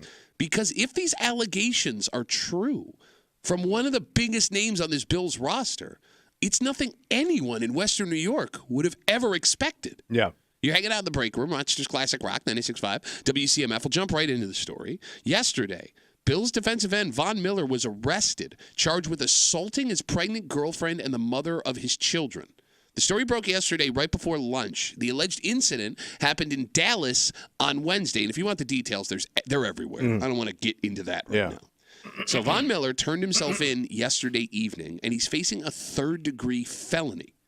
Statement from the Bills said yesterday, and I quote, "We are aware of the situation, and we are in the process of gathering more information." All right. So we have to say, as of now, these are just allegations. However, there was another story that showed up yesterday as well. What's that? 2 years ago, while with the Broncos, Miller was under investigation for domestic violence, and it seems it was the same woman. Right. Now, he never faced charges for that, but that's a story I had never heard before. Wow, that's out there. Did you? No. Up until you found out about it yesterday. Kimmy, you said you had heard this before. I remember this was brought up as he was coming to the Bills, but it seemed like nobody had anything to really go on, so maybe that's why it wasn't discussed further. Because I thought like You know the what I mean? charges were dropped or Yeah. something. No, there was an investigation. There was never any charges. Right, there was period. never so- charges, so maybe that's why people didn't dig into it. But it is strange. I mean, Von Miller has been a very famous football player for a long time. You brought it up this morning. Dancing with the Stars. He's playing multiple in, commercials, yeah. Los Angeles. The fact that wasn't a bigger story when it happened is mind-boggling to me based on everything we know about these athletes. But maybe there wasn't any information out there. Okay. And that's kind of what it seems like that in that case. So what is shocking about this story? I mean, past the alleged details, because again, yikes. Yeah. Von Miller, as far as we all knew, was the laid-back, kind, wise, always optimistic guy. He is very open with the media. He gives plenty of time in press conferences. Charming. Yes, he loves to speak at length about things. He has his own podcast where he talks openly about all kinds of things that other NFL players wouldn't. He is eternally optimistic about whatever issue is happening. And Tommy, watching... He's Mr. like good vibes guy. Yes. Yeah. Laid back. Watching these things, you feel like you know Von Miller and that Von Miller is a great guy. Yeah. But this story is a sharp reminder, Tommy. One, despite access to these athletes like we've never had before, we may not know them like we think we do. You never will. And two, they're only going to show us what they want us to see. Right. It's a sales job. And I understand as we say that out loud, it sounds stupid and obvious. But the reason the NFL has become so dominant, they don't just sell you football, they sell you personalities. Yes. Peyton Manning is an American icon because of his sense of humor and the mic he would wear on the field. His production company is called Omaha Productions. And when you say Omaha, you don't think of that city in Nebraska. No. You think of Peyton Manning. Patrick Mahomes had a camera follow him all last season. Yeah. You Right. watched quarterback. Oh, yeah. Very good. You felt like you were living his life with him. Josh Allen as a kid, based on everything we've seen, you would want your daughter to date and a kid you would want to work next to every day. Right. It's way different, Tommy, than the NFL of the 90s where you watched them play and they went home. It's almost part of their job to sell themselves Yeah, as especially the people stars, off the yeah. field. Yes. Yeah. I mean, they have whole social media teams. Yeah. Von Miller is a guy that has a social media team that follows him around at all times. And I know this because I got caught on one of his social media team videos at training camp a couple of years ago. And whether you want to be or not, we are all invested in these players' personal lives. So, Tommy, when you see allegations like this yesterday, it's harder to wrap your head around. It makes you feel like you were lied to. It makes you feel like you were betrayed. And I don't know what the right answer to remedying not really knowing who these guys are is. But even when you find stuff out, you seem to move on pretty quick. I mean, I guess it depends on what the allegations are. Tariq Hill. That is mind-boggling to me. Peyton Manning. You're right. Even Josh had some stuff he did as a kid that came out. It was a tweet as a teenager. That's Right, what but it it was. still is out there. But Sure, you're right. people Yeah, just yeah. roll. I mean, if you like these guys, if they're winning, you just seem to move on from it. Tyreek Hill's the best example of a guy that's a complete piece of crap that is so goddamn charming. I'm with you. That every team he goes to, he's completely embraced as like the fun guy. Not only with the team, but with the NFL. Yeah. Yes, I mean I'm with you. Like, and he has amazing skills. If you don't know the backstory of Tyreek Hill, again, go Google that story. Because I always was under the assumption that there were some sins that with sports fans were unforgivable, and I thought that domestic violence, violence against children, were two of those things. But you look at Tyreek Hill, you look at what happened with running back Adrian Peterson. Both of those examples say that might not be the case. OJ showed you where the line was. But I would argue that OJ hasn't. There's only a small section of sports fans that embraced OJ for the weird, dark humor they find in it, which I don't get. But I don't know where OJ sits today with football fans. I think the majority of football fans want nothing to do with OJ. I hope you're right. But he shows up, he tweets things out, he's at the game. I don't know, like if you plopped OJ down somewhere for an autograph session, who would show up and how many? Yeah, I don't know. It's a good question. And we're never going to find out because all money that he makes from that stuff has to go to the Goldman family, after he was found liable in a civil court for murdering their child. But he's out and he's about. He's playing golf and he's watching the games and commenting. No, you're right. 252 WCMF, 252-9263, talking about the allegations Von Miller is facing yesterday. Again, he turned himself in to the Dallas Police Department after allegations that he assaulted his pregnant girlfriend. He's facing a third-degree felony, and trying to wrap your head around these things based on what we thought we knew about Von Miller. And it sounds stupid. It sounds stupid after the fact, going, I thought I knew this guy. Yeah. But you do. You feel like you know all of these players. I think it's also more surprising when you hear something about a player that's been around for a long time, because I think like we give these guys, like you assume things like based on how much time they've been there. Well, they've been in the league for 10 years, so they're probably good guys. Like nothing's happened till now. It's harder to wrap your head around when it happens late in their career if they've had like a very clean past. That's a good point. We are in a unique situation with the jobs that we've had. Yeah. We have because of the whole being around the Bills and training camp and everything. And there are two specific examples of stories like this that popped in my head last night. What do you got? Well, like people you think you know or people that put on a face. Yeah. The first guy was former Bills offensive lineman Richie Incognito. Oh, yeah. So that guy had several incidents with allegations that ranged from assault to pushing a former teammate to suicide. Yeah, he was a national story. He had some weird things in his past. He threatened a funeral homeowner after he wouldn't let him take his father's head. Yeah, I guess you got to look at the policy before you sign the contracts. So we sat down with Richie Incognito and interviewed him at training camp. And he was the most charming and kind man I have ever met when we did this interview. Yes. And I say this knowing what he had in his past. And I'm not saying that I believe that's what he is. Yeah. I'm saying that's what he presented when we sat with him, to the point where, and I'm not exaggerating, if I knew nothing about Richie Incognito before we sat down and talked to him, I would have let him watch my kids for a week, having just met him. Yeah. He talked to you. He remembered your name. He was interested in what you had to say. And he was just this aw shucks, I work hard and I like people kind of guy. He turned on the charm. Exactly. Yeah. And then after that, he gets arrested for threatening to kill a guy. Yeah, didn't he go to his grandmother's house and rip the phone out of the wall? Oh, I forgot about that. That was a whole thing? Yeah. Again, just little things that led to bigger things. Exactly. Yeah. And the other guy that popped in my head was former Bills running back LaShawn McCoy. Oh, yeah. That guy had some allegations of stuff along the way in Buffalo. And before those allegations surfaced, we had several interactions with him. We interviewed him at camp, and we participated in his charity softball game. That dude was smooth, and he was funny, and he was charming in ways you would not believe. He would ask you personal questions about yourself. He would remember who you are after the fact. The amount of times he would come up and talk to me, I'm a nobody. Right? He met me a handful of times. He would go out of his way to say hello. He said all the right things. And then you see the accusations that he was facing, and it doesn't line up. But he sold himself. Yeah. And he knew what people wanted to hear. They're good salesmen. And here's the thing. Yeah. It goes back to this allegation. I don't know who's guilty of what. But you start seeing allegation after allegation after allegation. The pattern. Exactly. And it's not he said, she said, or he said, he said. It becomes he said, she said, she said, she said. Versus he said. Yeah, they start stacking up. Exactly. And the lesson is pretty obvious, I guess, for everybody listening, right? Don't buy the BS, which sucks because, Tommy, you have to think that the majority of these pro athletes are just showing you what they actually are. They probably are. Decent, hardworking guys. They're living their dream, and they're letting you participate in it. Yeah. You want to invest in them. You want to hear the little details and get inside access. That's why every time one of those on-the-field mic'd up segments shows up on Twitter, you click on it. It's why every time the Bills social media staff has a microphone in front of these guys' faces asking questions, you want to watch it.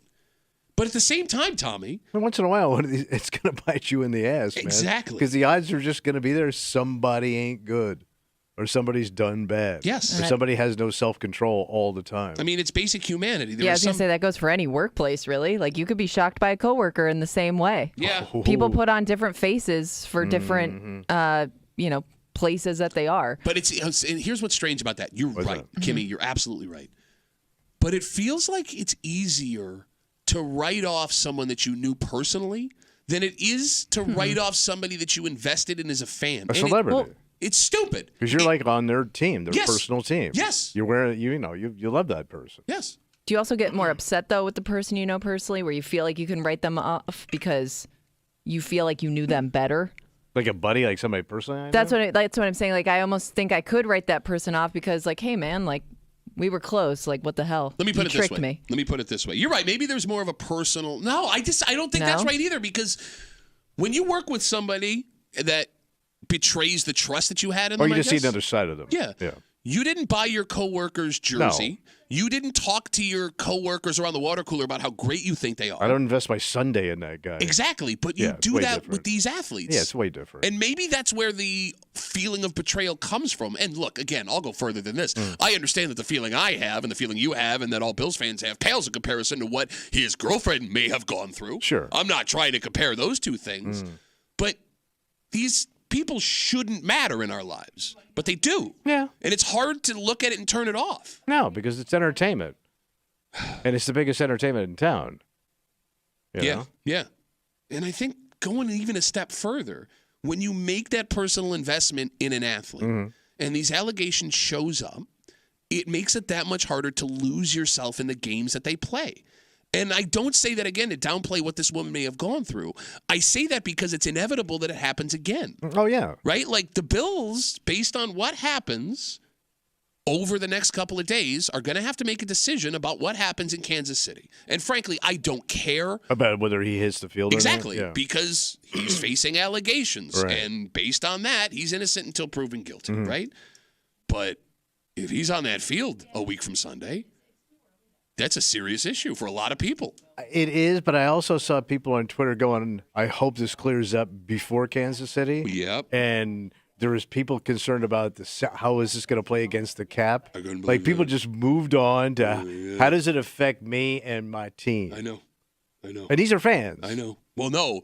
Well, one guy was a The journalist. salary cap thing was a local journalist, journalist, and that was shocking. Like, hey, man, But- maybe you want to give it 2 hours before we start talking about the salary cap implications of a man choking his pregnant girlfriend. But there's guys that probably agree with that, going, yeah, man. What is he doing to the team?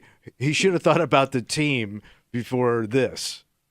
But, like, look, man, I got 2 daughters. And, again, I don't know what happened here. They're allegations. Yeah, right. But I don't want to see that guy out there. Like, No. right now with this over his head. No. How can I sit and enjoy myself and lose myself in this game when I see that guy standing there? But would you want – but let's say he was back to being Von Miller, the impact player he was 2 years ago. Yeah. Where he was just on fire. Sure. This comes out, key game, you got to have the win. You're down by 10 points. Okay. You don't want him on the field. Me personally, no. Because But what I understand that, but what percentage of fans that's a good question. want to win that game? I don't know. Like if the Bills say, because if the Bills sign off and go, he's good to go, well, they must know something we don't. Look, I mean, And maybe, that's how you work it out in your head. I mean, look, if you want to find a reason to justify it, you will. Oh, You're you right. will. You're right. And I don't know what the percentage of Bills fans with that is. I don't know. And again, he's not guilty. These are allegations. Right. That being said, maybe it's coming with age. But the older I get, I just want to feel excitement when I watch these games. I want to lose myself in the fun that is watching Josh Allen check a football. right, you don't want to think about anything else. Exactly. And like the fact that I would then have to make a decision over what I personally believe versus enjoying this team that I've been a diehard fan of since I was, out of my mother's womb. Yeah, It's a tough spot to be put in. sure. So Yeah. what do you do? We haven't had this situation in a while with the Bills. Matt Araiza a couple of years ago. Who was it? The punter. Oh, the punt guy. Oh, but he didn't even see playing. I mean, he didn't even get that far. Well, he you know didn't what I make mean? it out of, That's, but yeah. no, but I mean, like, Forget about Yeah, him. and I just think I think at any point that you're a fan of a professional sport, you're gonna face this as a fan. I don't think there's any team that's immune to it. no, you're absolutely right. You're absolutely right. But it doesn't make it any easier to reconcile when it happens. Because, like, I guess I look at it like this. It's easy when it's not your team to stand back and go, well, of course this is how it's supposed to be. Right. And, I mean, depending on where you are as far as you as a human being, it can be easy when it comes to your team as well. It's seeing other people that you have bonded with as a fan of this team going, that starts to make me a little uncomfortable. Sure. And I always think if that guy's still at the top of his game, people don't care. No, I mean, look, that's a whole other discussion to be had here. You're right, because if this is Von Miller, you're right. 7 years ago when he's on a team that's a contending thing. Look at a guy that crashes a burn like Johnny Manziel. Mhm. All right, bum, get him out of here. Look at Tariq Hill. Yeah, you're right. Two human beings, man. And Tariq Hill has done far worse than Johnny Manziel that we know of. Yeah, no, and Tariq Hill is a perfect example of that. If you can play, people will find a way to justify around what you have done. Mm-hmm. That being said, All right. let's take a break. All right. This is one of the reasons people go out to this restaurant. In fact, they wait to go to this chain restaurant until they put this special promotion on. Oh, boy. The company decided it was such a success that it wasn't going to be a special promotion anymore. It was going to be a permanent menu fixture. Nice. And we took such advantage of it and learned how to game the system so well. What they do. It cost them millions of dollars. And we'll tell you the story next here in the break room on 96.5 WCMF.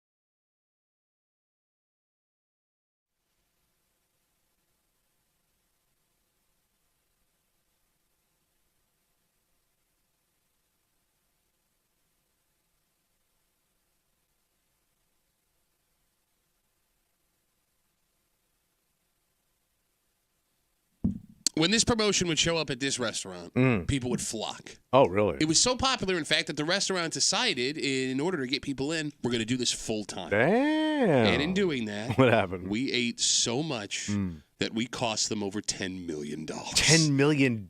You're hanging out in the break room, Rochester's Classic Rock 96.5. WCMF this week, and the Bills are on the bye. Okay. But it doesn't mean you can't come out and hang and have some fun. Yeah, sure. I'm going to be hanging out with the CMF crew at the Bill Gray's Tap Room in North Greece for the WCMF Home Field Advantage 1 o'clock game. So hang out, watch some ball, relax, eat a cheeseburger, drink some beers, eat all of the fries. Pat's cheat day. By the way, if you're not going to finish your fries and you're there, I'll eat your fries. All right. Just bring them over. Oh, fat packet is back. Oh, cheat day, baby.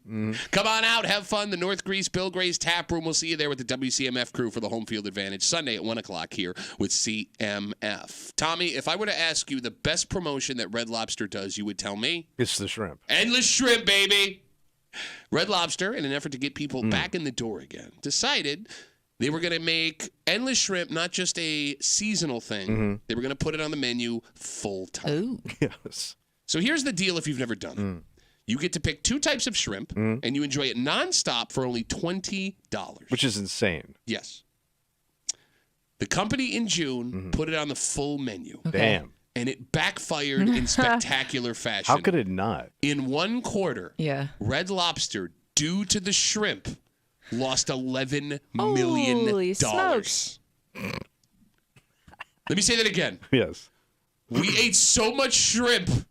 We cost Red Lobster $11 million, spending $20 a person. Which, didn't we do a story about a girl who did the math at how much shrimp you'd actually have to eat Yes. to make money, basically, Yes. on the $20 unlimited shrimp? And it was a lot of shrimp. It was a bag ass of shrimp. Yeah. But that seems to be what buried them.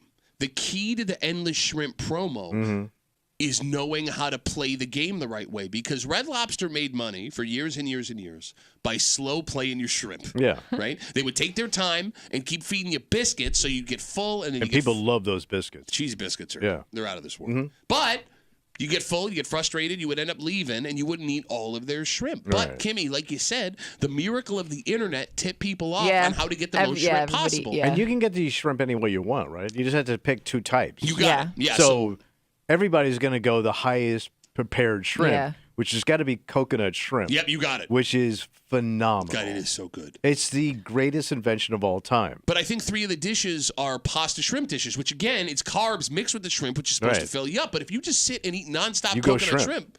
you got it. So one of the keys to beating Red Lobster, which really hurt them, it used to be you would eat your shrimp. They would come by and go, would you like some more shrimp? And Right. then they would take a while to bring the shrimp out to you. Right. People realized as soon as you got your first dish of shrimp, they would ask for another dish of Yeah. shrimp. And they would keep doing that because the shrimp would keep coming before the other shrimp was gone, which allowed you to nonstop shovel shrimp in your face. Which just Never shows ending. what pigs we are. Shut up. This is proof, Okay, man. but this is the one thing that you would be a pig about. Oh, I could eat coconut shrimp all effing You could day. eat shrimp all day. Yes, I can. And the other thing they do, they pour you a really good drink at Red Lobster. Every time we bring up lobster. Well, they don't promote it.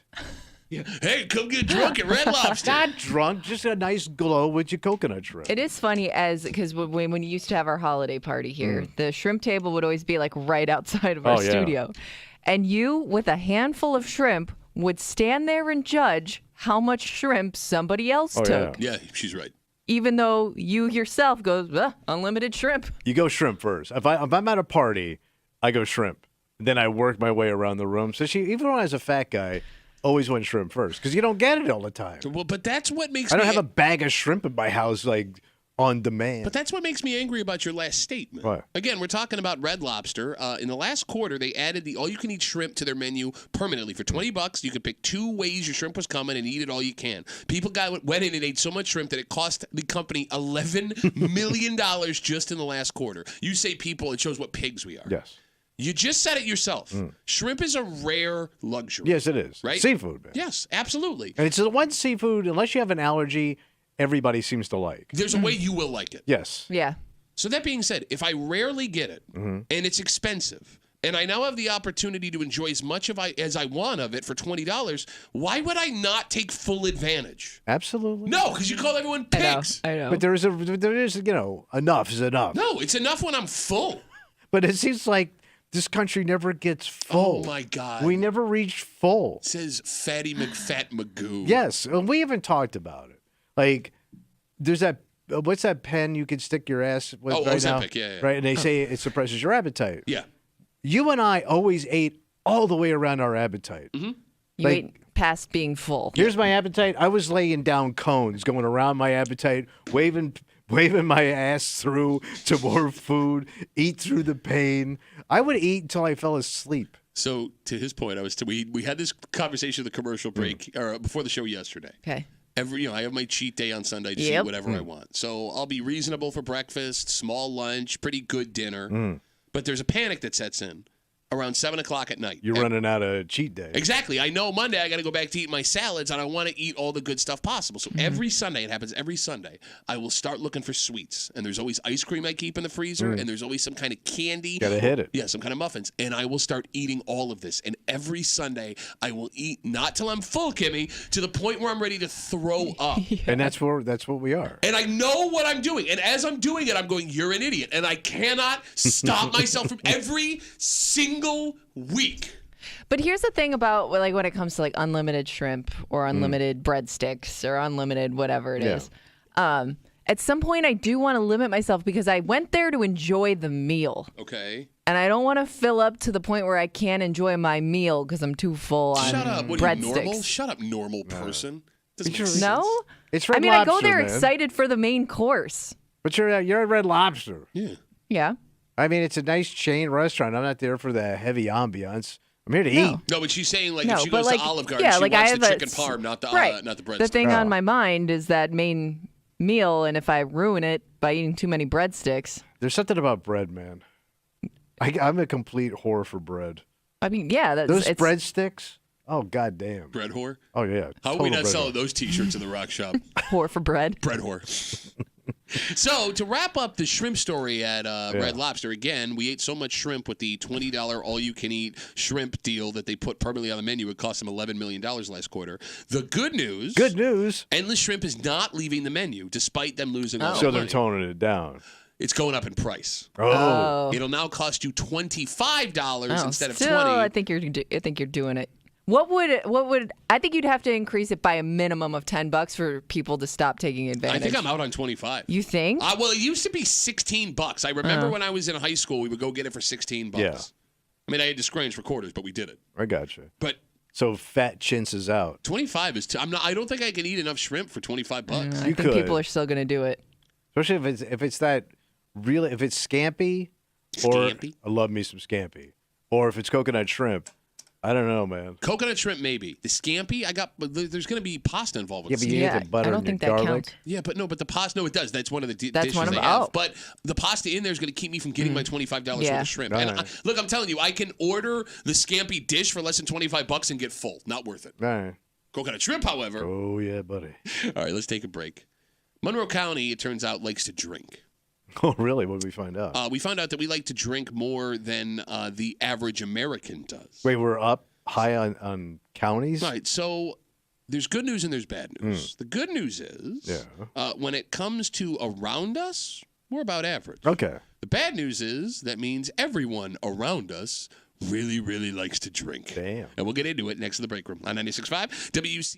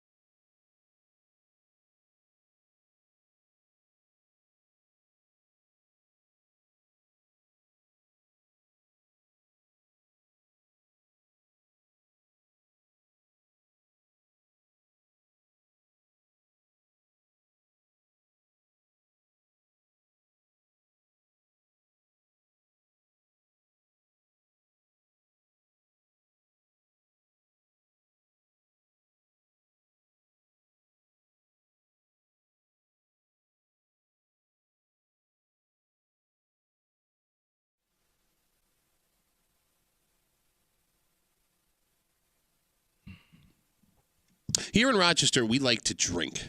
Apparently, yeah. We look for any reason, Tom. The Bills' new brewery opens up, holiday parties. The weather. Bored on a Wednesday.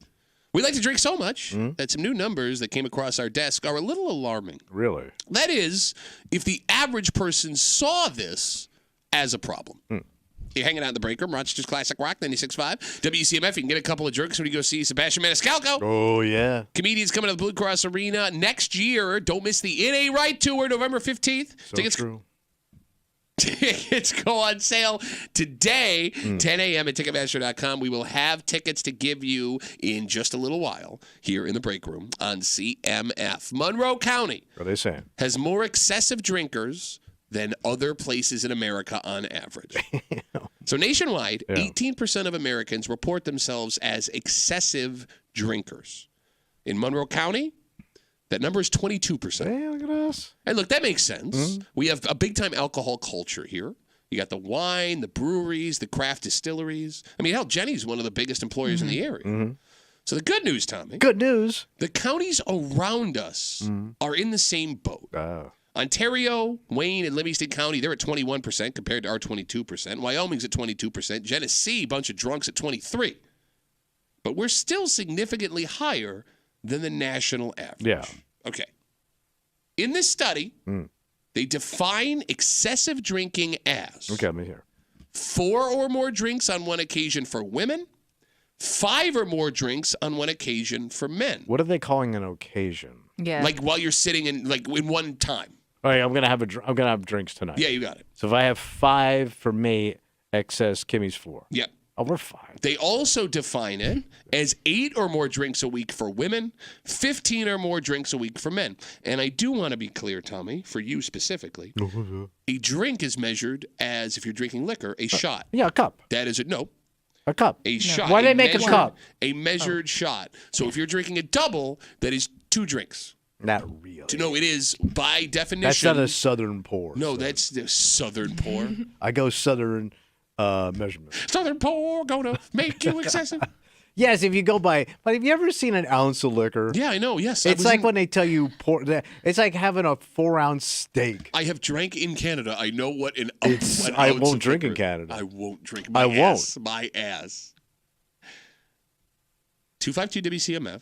252-9263. What we just described to you. 4 or more drinks on one occasion for women, 5 or more drinks on one occasion for men, 8 or more drinks a week for women, or 15 or more a week for men. Do you see that as excessive, Tommy? I'm the wrong person to ask. Well, no, you can do it and see it as excessive. But I drink. Okay. And I function. No, and functioning while drinking does not mean you're not drinking excessively. Well, I would say then, yes, I drink excessively. No, I'm not asking. Oh, my God. Whenever we talk about alcohol, you get so you try to personally spin things. offended. I'm not asking. Well, I don't want to say the wrong thing. I'm not asking if you He's drink. not your doctor. Yeah. That's my wife. I'm asking if you think 15 or more drinks a week is excessive. I mean, it's a couple of drinks a night. So I would say no. Right? So I would say if you have 2 cocktails a night or 2 glasses of wine or 2 beers, let's say you have a beer with or a glass of wine for dinner and you have wine watching whatever show you're watching. That doesn't seem like that's a heavy drinker. Well, that would be 14. That would be under excessive. Well, you're right under. But you're under. Yeah. So if you had a couple for the... No, I wouldn't say Look at you! I would say if you have 2 drinks a night, and then let's say you have a little bit more on a weekend, that just sounds like a regular drinker to me. It doesn't sound like you're on your hands and knees. Okay. Kimmy, do you see what we just described as excessive? She's with me with their Well, blues. there was a time There was a time. When she does it, I don't know who's supposed to do Why it. she doesn't normally do that. when I would not have seen that as excessive, but now I just think it affects me so differently that would be a lot for me. Okay. So I So would you see cut it as, back? So it would be excessive for me. I just think like I'm more affected by like 1 or 2 drinks 'Cause you cut than I back. used to be. Probably, yeah. Why'd you cut back? Well, and just getting older, I just Thought think you it were affects cool, me man. differently. I get headaches. It's just not as fun anymore. So for me, that would be excessive. Do you drink every day? No. That was a quick no. No. No. Well, no, I no, just- no. I just don't. I don't know. But the alcohol doesn't affect me. It doesn't. What? No, go on. I'm What are sorry. you talking No, about? I didn't say nothing. It doesn't affect you. I'm sorry. I didn't mean to interrupt you. What's it doing? No, I didn't. No, go ahead, I wise didn't say guy. anything. I didn't say anything. No, but I can drink all week and it's fine. and it's kind of nutritious, Yeah, really. yeah, no, it is, yeah. I never get sick. Yeah. Yeah. Come on. No sore throat. If they were to cut you open, it would just be black goo. Isn't that everybody that drinks? When it comes to excessive drinking, again, Monroe County higher than the national average at 18% of people reporting themselves as excessive drinkers, as opposed to Monroe County's 22%. Does it depend on what you're drinking? Wine versus beer, liquor versus beer? Because there's a big difference between 3 double Jameson's neat and 5 Jenny Lights. Oh yeah, I mean if you're a softie, it's a different game. Well, what's a softie? A beer or wine person compared to hard liquor. I would say wine's heavier. Wouldn't put I would put wine on the wine same with- level yeah, as I mean- like liquor? No, because 2 glasses of wine is going to affect you way more than 2 beers. no, but liquor. But I think if you go like ounce to ounce, so if you drink an ounce, let's say you do a shot of liquor is compared to how much wine, Yeah. as far as alcohol content. Sure. I think that the hard liquor has more alcohol. Well, but content. you're not going to drink an ounce of wine versus an ounce of liquor. You're going to drink a glass of Yeah. wine versus an ounce of You're liquor. not right. So measuring. if I have let's say I have a full shot of whiskey, my wife has a wine, that's about even. Okay. See what I'm saying? Yeah, no, that's what I said. But I'm not going to have an ounce of whiskey. I'm going to have probably in a drink 4 ounces per drink. But the average woman drinking a glass of wine isn't going to have a defined glass of wine. She's going to probably have 2 in 1 glass by accident. But I'm 4 to 1 to her. Okay. In each drink. See what I'm saying? No, I get you. Look, I do think these numbers are a little bit strange. Well, yeah, because drunks probably wrote it. Look, not that it's not excessive, but I don't consider myself much of a drinker anymore. No, you're not. You bailed on. You bailed on everything, man. But during football season, I'll have 6 or 7 beers during a Bills game at least once a month. Like when you do drink, it's a lot. But so It's a binge. by definition, I am an excessive drinker.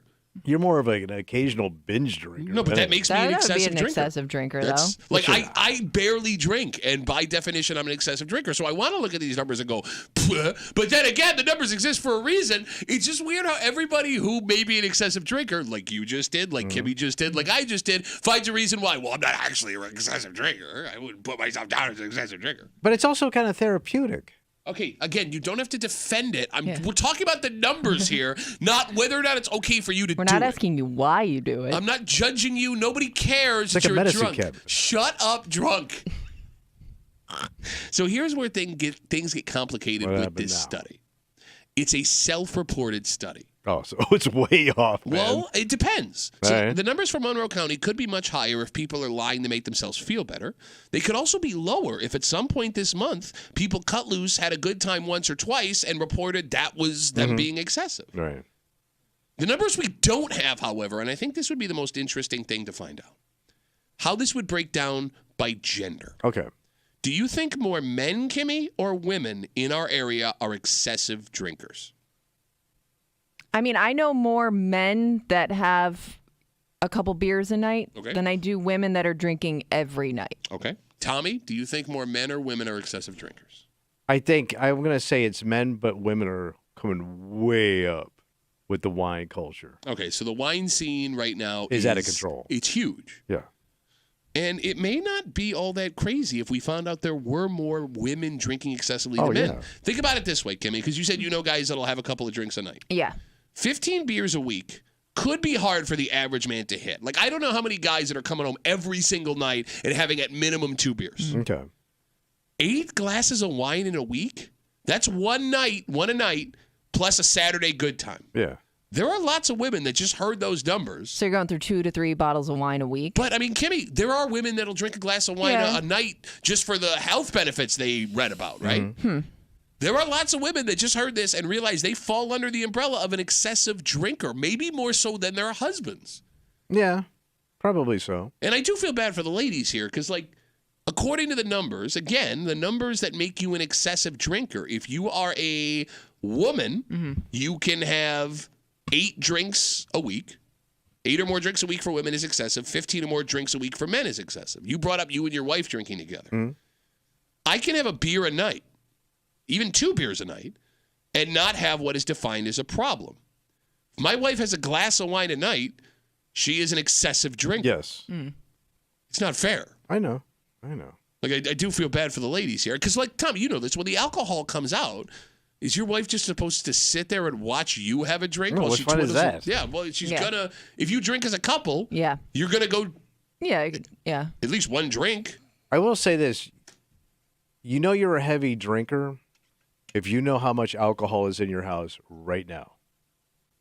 Where it is, Okay. how much you got, Yeah, it and how doesn't much sit. is It left. doesn't just sit around. I can tell you where it all is and how much is there and how much is left. I don't know if you're ashamed of or proud I of don't that. either. But that's when you know you're a drinker. Like it matters that much to you. I know exactly when I got to run to Century. Today. Well, it's every day. But I'm just saying, but I just know, I know when I'm running low. Yeah, it's a good take. Yeah, because like I got my beer fridge in the basement. Yeah. I have no idea how much beer is in that fridge right now. Yeah. But there is going to be a point during a Bills game over the next couple weeks where I go to reach in the fridge and there's nothing there. I'm going to get upset with myself. And I'm going to try and talk my wife into going and get me more beer. Yeah. Come on, baby. Go get me some more beer. Baby, you know I love you. I do it for you. Come on, baby. Come on. Where's that Drizzly app? Come on, baby. Come on. All right. So I guess the moral of the story is Relax. Enjoy your life. No, life is no, short, no, baby. no. Maybe just based on what is healthy, you are drinking more than you think you are. And Okay. Listen to your body. No. You should Well, listen to your you body. should like do Kimmy that, said. yes. Yeah, yeah. Kimmy It noticed doesn't that. agree with me as much. Yeah, she noticed and she backed off. no, but like My you- body said, No, "You're fine, I know, Tommy." I think you have to know. push through some things. I know that there are issues you are having because of alcohol, and you won't admit it because that means What you would have to issues? It's stop old. drinking. No, I mean, how do you know you wouldn't be in way better condition right now? What condition would I care at my age? What condition? Why you care at my age? No, that See? alcohol is not affecting you at all. New T-shirt of the Rock Shop. What condition? Why you care at my age? All right, let's take a break. All right. What's the matter? This story. What happened? Neighbor disputes are tough. Oh, yeah. And a physical altercation between neighbors can be enough to alter an entire neighborhood. Oh, yeah. Oh, the boys were going at it? Tommy, we've seen stories of our neighbor arguments that get the police shown. There. We've seen stories of neighbors physically assaulting each other. Yeah, we've had friends that dealt with this. We've never seen this before. Who got after it? It was two neighbors that got after it, but it's what ended up coming off. Off. And there were no weapons involved. Okay. You heard what I said. Something came off. Something came off. Came off like. There were no weapons involved. Oh, my God. And we will tell you the story. Buckle the F up. Damn. Next in the break room on 96.5 WCMF.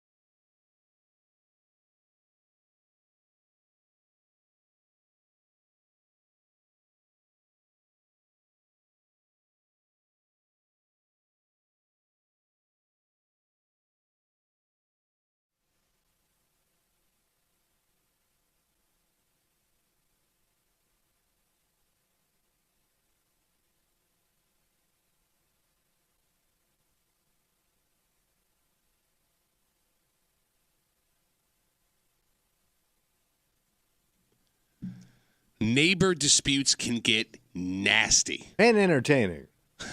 As long as you're not involved. Oh, yeah. That's why they build porches. Tommy, they can go on for years. They can boil over into massive incidents. And we've seen plenty of incidents in our area that make you go, oh, man. It usually gets over territory. This one is not. Well, I guess maybe you can make it Property dispute. Yeah. But despite all of the stories we've seen in the over decade we've been doing this show all together, I can promise you we have never and may never see one as disturbing as the one we're about to describe. Oh. Because if you have this in you, when things get bad with the person living next door, there is no way anyone else in that neighborhood is ever messing with you or talking to you ever again. That's a game changer, Pat. You're hanging out in the break room. Rochester's Classic Rock, 96.5 WCMF. Brett Michaels is coming December 15th to the Vine Showroom at Del Lago Resort and Casino. Tickets are on sale right now, DelLagoResort.com. Must be 21 or older to attend the show at the Vine. By the way, you can watch the show. Watch it. Yep, you can go. We had it forever on the Odyssey app, WCMF.com. The newer way to watch it, YouTube and Twitch. Okay. You can get those. The Break Room WCMF, just search, subscribe. You can like. There's a whole thing there. It looks sleek. We look very handsome today. Oh, wow. Yeah, Tommy, looking dapper. All of that brought to you by our good friends at Three Heads Brewery. By the way, Three Heads Brewing, their new Nighthawk beer. The lacrosse beer. Yeah, the lacrosse. You guys having a lacrosse beer? It's available there in the tasting room. It's also going to be available at the Blue Cross Arena for events. So I had it a couple of days ago. It's really good. Okay. It's really good. So go check that out. Thanks again to our good friends at Three Heads Brewery and your friends from 96.5 WCMF. The story, Tommy, comes from just east of us.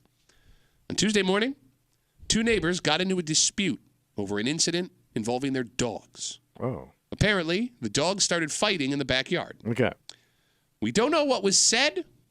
We don't know what escalated the situation, but there was some sort of physical altercation. Between the two owners. Yes. Okay. And in that physical altercation, one of the men bit off the tip of his neighbor's finger. Oh. Wait, he bit him? He didn't just bite him. He went full dog. He bit off the tip of his neighbor's finger. Oh, my God.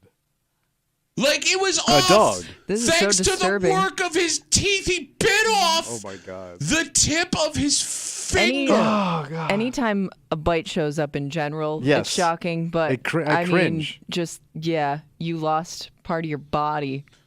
Yeah, you're Tyson. No, Tyson got ear, Well, I'm just saying you which bit. is easier to nibble on. But you're a biter. This guy bit through bone. Wait, you think he got bone? Well, he bit through Well, the... yeah, if he bit off Well, the I guess tip. you can get before the Okay. bone But gets still, there. that's a good Where, mark. though? Like, at what point? No, you probably got bone, bro. The accused biter fled the scene before police Nicky got there. Knuckles. They know where you live, man. Nicky Knuckles. Well, now he's Nicky Knuckle. The way the story is written, we don't know if the finger biter was even captured. But it's like, well, you know where he lives. We know that he's 44 years old, and we also know that he has really sharp chompers. Yeah. But he took off. The victim of the gnawing was taken to the hospital. Yeah. It doesn't say in the story if they were able to reattach the finger. It also does not say how much of the finger he lost, which I think is an important part of this story, because a lot can change on your life based on how much of the knuckle you have Yeah, left. that's right. Yeah. Right? Because, like, if you lose it here, it's not noticeable. If you lose it here, Yeah, second knuckle. everybody sees it Yeah. all the time. Yeah. I would say It's going to tip. affect the way you do things. For some reason, tip has me thinking it's like the first That's what bend I in was the thinking. I finger. always figure like Yeah. nail area. Okay. Yeah. It's hard to imagine how something like this could even happen. Nope. Because unless the victim put his hand in this man's mouth, Or near it. which wouldn't make much sense, the guy who allegedly bit off the tip of his neighbor's finger Yes. would have had to go out of his way to bite off the tip of his neighbor's Unless finger. he was like pointing in his face and he just... and he just like It's a snapper. snapped.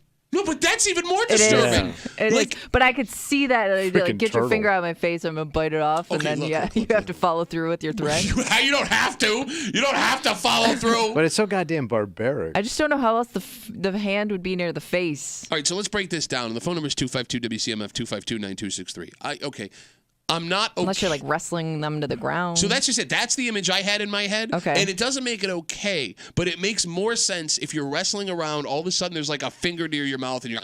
Okay. If he was pointing Yeah. and he just straight up snapped and bit his finger, that's the most disturbing Yeah. thing I could think Yeah. of. Because if you're pointing at somebody's face, which is not good, you shouldn't do that. Never in a million years would you think this man is going to bite down and take off a tip of my finger. Good luck texting. Oh, God. And after you bite the tip of a man's finger off. After the biting? What's your next move? Run, obviously, get out of there. Yeah. Well, no, you would Get have my to dog and get the hell out. I want to know, did he surprise himself, or was this, yeah, that guy deserved it? You're saying after, as the finger, because think about this, too. You have to spit it out. You would have to spit out the tip of his Not necessarily. finger. You're going to swallow his finger. You may, I don't know. No, you ain't, bro. It's protein. Bro. Maybe he ain't had it in a while. If you, biting off a tip of a man's finger is one thing. If you swallowed That's a statement. What's the statement? This guy's nuts. No, he's already nuts for biting off the tip True. of a man's finger. Yeah. I'm sure the guy's in agony. Like, the fight's over. Like, that's. Oh, yeah. I would hope that. The other guy's on the floor things. screaming. All right, but let's talk about that. Maybe not. Because I've been bit, adrenaline? man. It hurts. Kimmy said it.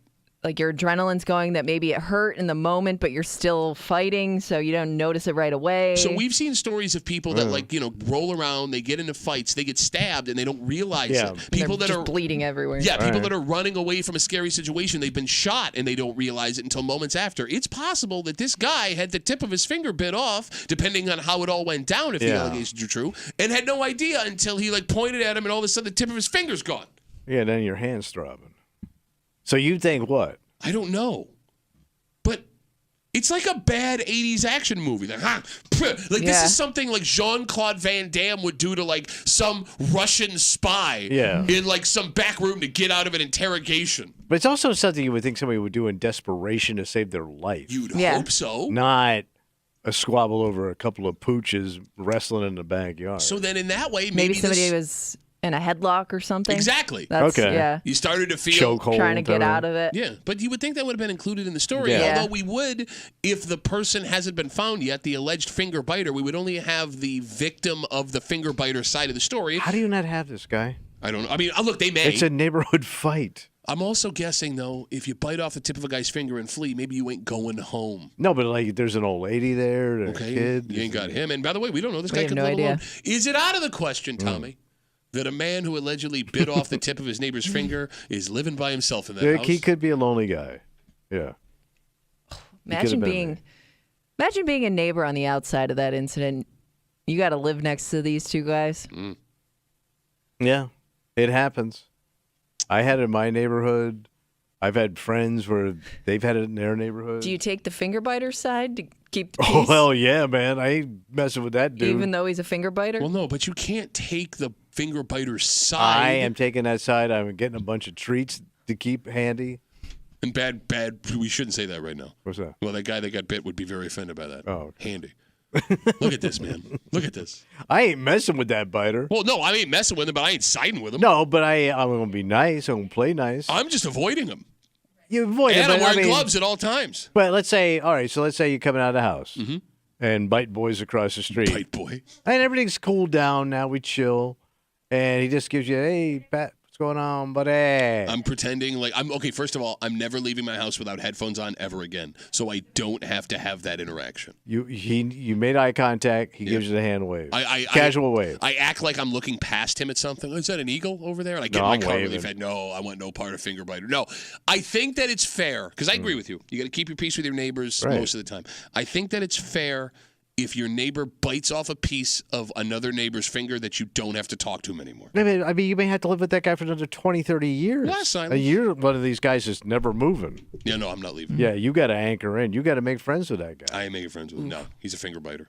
Because I had my neighbors across the street. I didn't take sides. And then when they came over, they literally came over because I drove up on it, middle of the morning. Okay. Oh, so you were the only witness. No, the Webster cops were over there. Oh, okay. Never mind. Yeah. Snow shovels are down. Peace in the valley. Okay. They both made their pitch to me of what happened. Well, is that because they wanted you to take their side, or Yes. because they wanted you to know that they weren't crazy? Right. So you had to listen to both sides. Okay. Okay, but here's the thing. But I don't know what the pitch from the finger biter could be where I'm not thinking he's It'd be insane. hard to justify that. I mean, what did he thought like his life was in jeopardy? Okay. I mean, he could make it up, but you weren't there to see it. 252 WCMF. Folks are waiting on hold. Again, the story comes from just east of us. Tuesday morning, two neighbors got into a dispute after their dogs started attacking each other, apparently, in the backyard. We don't know what was said. We don't know what escalated the situation, but there was some sort of physical altercation. And in that altercation, one of the men bit off the tip of his neighbor's finger. He bit off the tip of his neighbor's finger. The accused fled before he got there. We know he's 44 years old. That's all we know. The man who had his finger bitten off was taken to the hospital. We don't know if they were able to reattach the piece of the finger, and we also don't know how much of the finger is lost. 252 WCMF. Let's talk to Reggie. Hey, Reggie, what's up, buddy? Hey, good morning. Hey. So, maybe this guy here, you find him by, you watch the internet. Maybe he's a foodie. He puts up a review, maybe reviews that taste the guy's finger. Maybe he tells the texture, because, eating human flesh is not something a lot of people do. This is true. You want to get that review out. 2.5 stars would not gnaw again. Kind of let people know what the forbidden flesh tastes like. What wine pairs with it? Okay. Right. Yeah. What kind of slathering sauce? Maybe you want to put a little slathering sauce on the finger. Man. Now, Reggie, with all due respect, you sound like a man who may bite off the tip of someone's finger.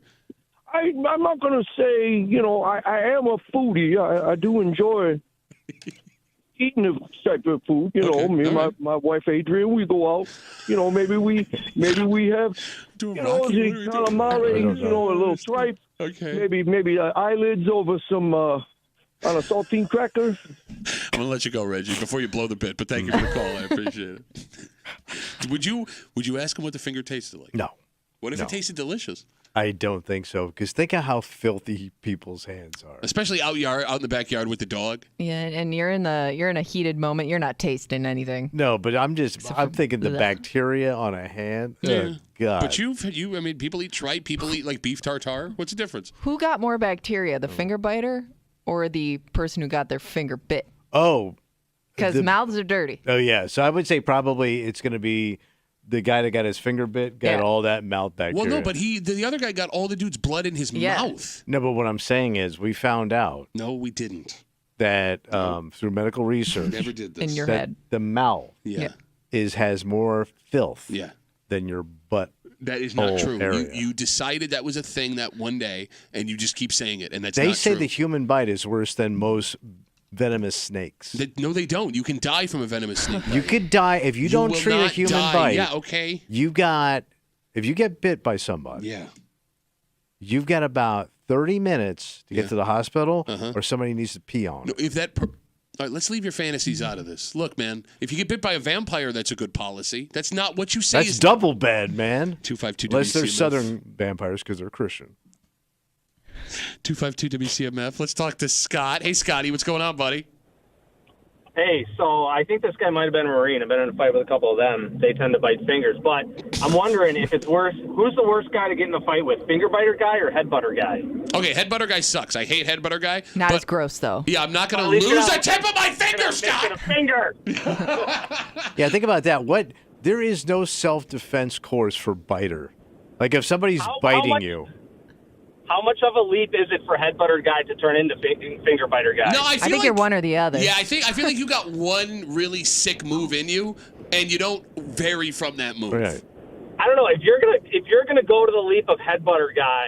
I don't think it's that far to. I got to do whatever I got to do to win this fight, and I'm biting fingers or hands or whatever comes at me. Look, man, I'm with you, Scott. I'm with you that head butter guy sucks. Yeah. But there is a special level of gold medal for a man who is willing to gnaw off the piece of a guy's finger. Yeah, you're a vicious animal at this point. It wasn't gnawing. It was just one bite. Oh, I'm sorry. Yeah, I don't want to. Took it off, know though. that he went back for seconds. Scott, thanks for the call, buddy. Have a good rest of the day. You said, Tommy, there is no defense for bite.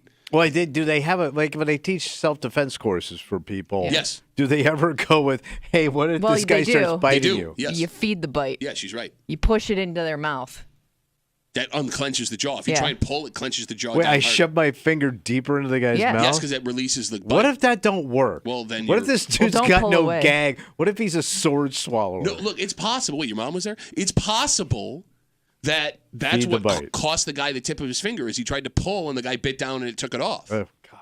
If she's right. You have to feed the bite. She's not going to shove my hand deeper into this dude's Well, face. but normally when people get bit, it's like meat of something. So like if your arm is bit by someone, it's like a dog. You feed the bite. Right. It sucks. It's gonna hurt. I just hate putting my fingers in some dude's mouth. Why would you know you'd hate that? Have you tried that before? It's the thought of it, man. No, but the way you just said that, I hate putting my fingers in some dude's mouth. Why, the multiple experience I've had before have showed me that I don't like my fingers in a dude's mouth. And at that point, your fingers are already in the mouth. But just the thought of my hand in a man's mouth, even if he wasn't biting me yet, would gross me out. What? How else did they get there? Thank you. Can you explain to me a scenario? Like if you shoved your hand in a guy's mouth to because you thought you just get away from you. Anything like that, we just creep me the F out. Okay, stop. Sell me a scenario. Right. In which shoving your hand in a man's mouth. Trying to get you off me. Okay, what? And my hand goes up and my fingers slip into the dude's mouth and he starts biting me. Okay. All right. Yeah. That would gross me out. A man's mouth is just so filthy and ugly. Okay. Again, that not bothering me right now with the thought of losing the tip of a finger to my neighbor's teeth. Right. You know what's funny, too? There was a point where these two men met for the first time. Well, they were neighbors. Yeah, one moved in. Yeah. Like, that was probably a pleasant interaction at probably. first. Like, there is no way any neighbor you meet at any point in your life, you will be able to imagine at some point that man biting off your finger. Record. How could you? But that happened. That happened here. One day, they shook hands, nice to meet you, and at some point down the line, one man bit that other man's finger off. Moral of the story. Keep your fingers out of your neighbor's mouth. Hey, that's a good moral. Just don't put your fingers in your neighbor. His mouth. Anywhere. Well, no, I mean, look, there are some neighbors that they enjoy that. I'm just saying. People live next to your mom. He's a fingering neighbor. That's my favorite Ribs Arkansas song. He's a fingering neighbor. He'll do anything for a finger.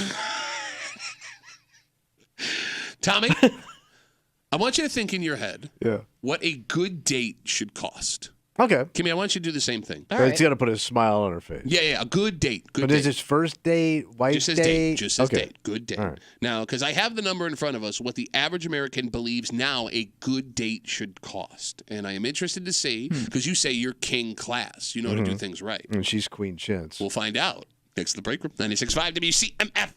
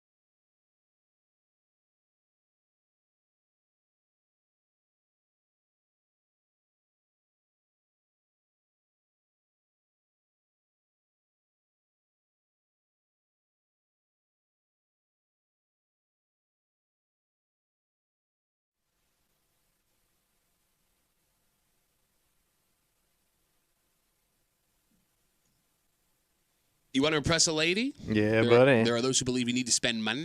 Oh, yeah. Get that green. Put it in the till. Thank you, sir.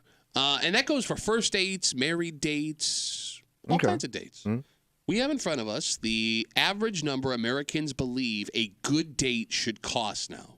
We're going to find out if King and Queen Chintz are going to hold on to their crowns. Right. You're hanging out in the break room. Rochester's Classic Rock, 96.5. WCMF. We told you Sebastian Maniscalco, he's coming to the Blue Cross Arena next November, courtesy of Live Nation. Tickets go on sale in about an hour. Okay. But we will have tickets to give you. Nice. And we will do that before 9:30. It's our last pair. So This is it. I know. All right. No pressure. We'll get you those before 9:30 here in the break room on CMF. Tommy? Yeah. To go on a good date. Good date. So we're talking dinner, cocktails. Whatever you think a good date date is. is. Whatever you think a good date is. Nice restaurant. What do you think that should now cost on average? It's going to cost you, It's whatever you think a good date is. it's got to cost you over $100. So give me a number. I'm going to say $125. $125. Kimmy, what do you think a good date on average now costs? I mean, I've been on a good date where it's just drinks. Are you asking like I am a date asking for... you what you think a good date costs. Okay, so it does. You're asking my opinion on what a good date is and costs. She's never been on one. I was asking. No, I was talking to Pat over here. Are we talking dinner? Here is a question. Yeah. What does a good date Okay, cost? so I've been on a good date where it's just drinks. Okay. Like the conversation was flowing, like it was a good overall date, and I would say it was like around $100. Okay, so you're at a bill. You're at a bill 25. Right. The average American now believes a good date should cost on average $196. Oh, God damn, you're kidding me, King man. and Queen Chintz hold on to their titles. What do we get, man? Crab legs?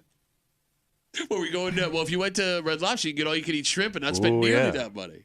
Yeah, Now, $200. they don't get into what that money goes to. This sounds like at least dinner. Oh yeah, yeah. Dinner and drinks. All right, Yeah. so A lot of drinks. So let's break that down. If you're going to do dinner and drinks at $200, that would be $60 in food per person, $20 in drinks per person, then tip. That's going to get you to about $200. Okay. Is that out of the question now? No, it's not out of the question. Yeah, out of the. You got to ask yourself how much of this. Why am I having drinks in my Catalana? But a $60 entree is a hell of an entree. Yeah. Oh well, okay, it is, but you could also mix in an appetizer there, Okay. and they charge you for extra bread because they hear you're a bread whore. But usually you Yeah, split an app. I don't know. There's stuff that adds up along the way. But $200, goddamn. I mean, that's what the average American thinks a good date costs now. 252 WCMF. No, I'm thinking Rochester prices for a restaurant compared to like New York or Boston or a big city. Yeah. Going to be more. Look, man, I don't know if Rochester prices. I understand that they're higher in other places, but I don't think You could find high end if you wanted to. And I think that there are people that are being shocked by what actually going out to dinner costs now. I mean, we've heard it over and over and over again. I mean, you want to take them to an empanada stand? Yeah, you're not going to spend $200. Obviously. And that If could I be sit fun. down, nice joint, full bar, nice atmosphere. Maybe a dessert. Maybe you throw a dessert in there. Dessert? $200 I'm already Well, at. if you wanted to extend the date, that would be the way to do it. Like if the date's going well and you want to keep sitting down and talking to this person, All right. Look, let's I mean, split a dessert. when you start breaking it down, maybe it's not out of the question that a good date, How can anybody date, go out? high-end joint. Well, that's what I want to know. Like, how do single people do this? You can't. And how many good dates are expected? Because also in this study, it says that the majority of Americans are fine with a cheap date or a free date, right? Much like ice skating or walking or something like that. Well, and I don't know if this is a factor too, but I think that there are a lot of people splitting the cost of dates. Wait, what? That's not a date. So that may change the average. Are Gen Z starting to split dates more than the rest of us were?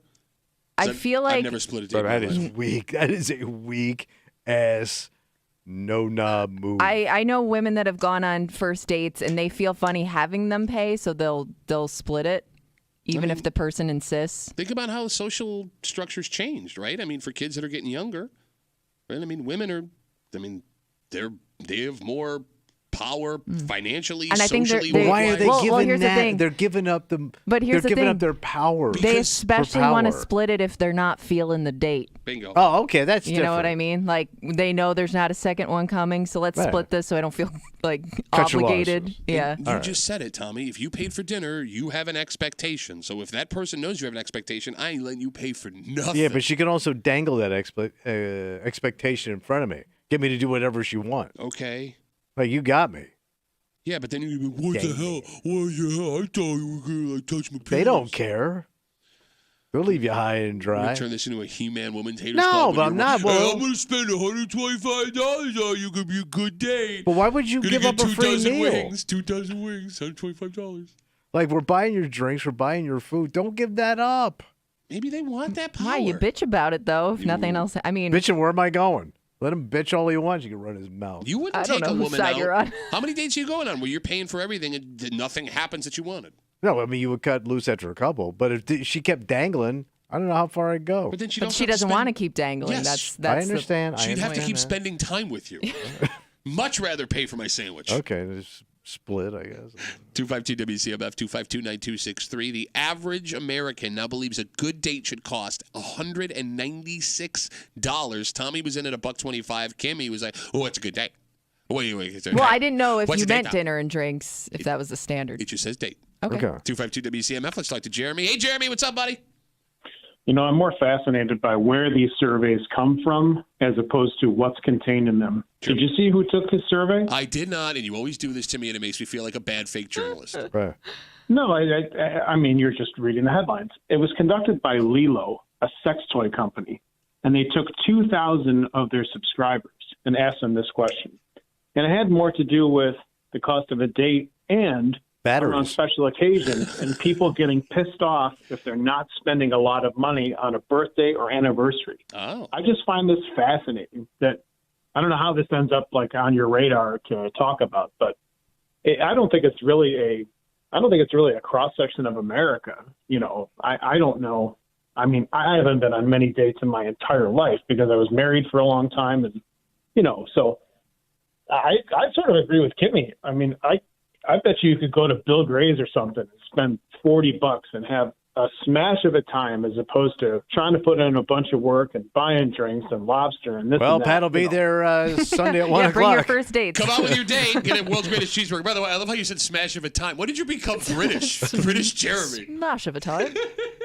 Have a I good try weekend, to please. sound more intelligent. You know, it doesn't work all the time, but yeah, what am I going to do?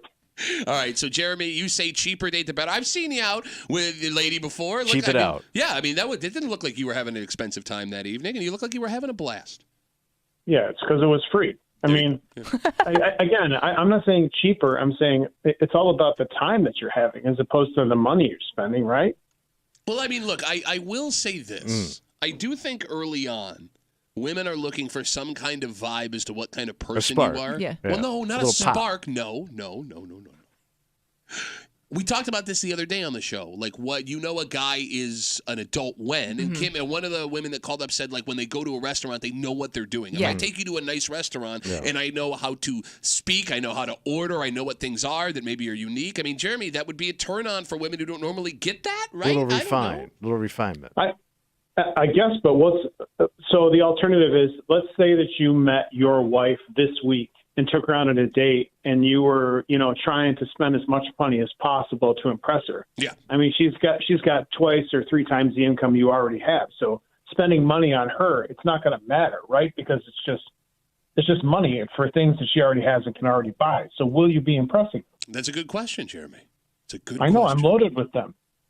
We'll tell you what. Well, I'm going to let you go. We're going to do the rest of the show. Just keep asking them out loud, and if any other good ones come up, call us back. And probably not. All This is it for the day. Bye, Dick. Bye, Jerry. Have a good rest of the day.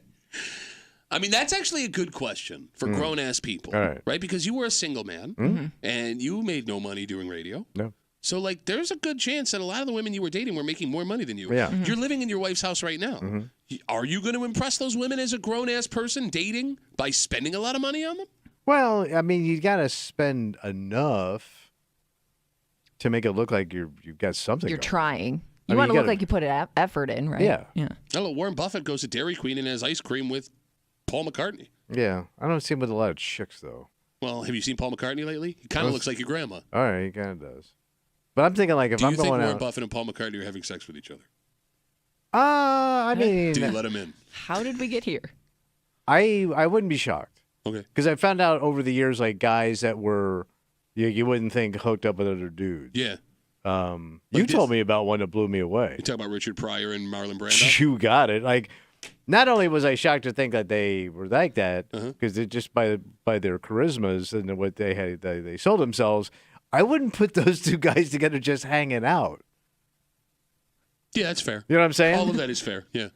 All right, so I guess two morals of the story here. One, you don't have to spend money to impress somebody when the date is actually good. Right. And two, we may have secretly stumbled upon the fact that Paul McCartney and Warren Buffett are now hooking up with each Okay. other. All right, let's take a break. All right, we broke the code. Tommy, when you have kids, you are on a constant lookout for what keeps them safe, right? And there Yeah. are things that traditionally teenagers would do that parents are honed in on. Okay. Alcohol and smoking, a couple of new things that showed up. Well, we got some good news. Good news. The good news is this isn't something parents have to worry about like our parents did. Oh, take it off the list. But there could be bad news. Of course, why not? Well, look, I mean, just because kids aren't doing dangerous stuff that we did doesn't mean they're not doing dangerous stuff that we don't know about. Oh. And we'll get into it next here in the break room on 96.5 WCMF.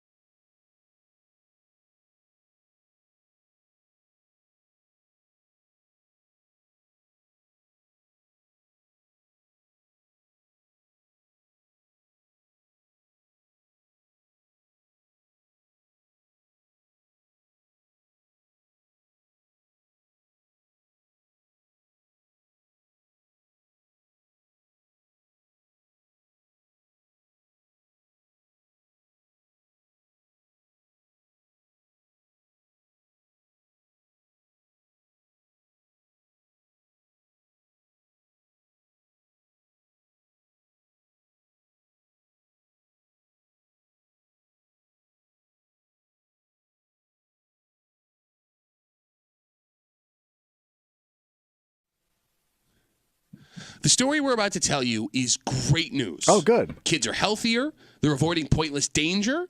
And it could mean that peer pressure, Tommy, is not what it used to be. We're turning a corner here. Could be that. All Or What? it could mean that teenagers aren't doing the traditional bad things that we all did at that age. So they've moved on?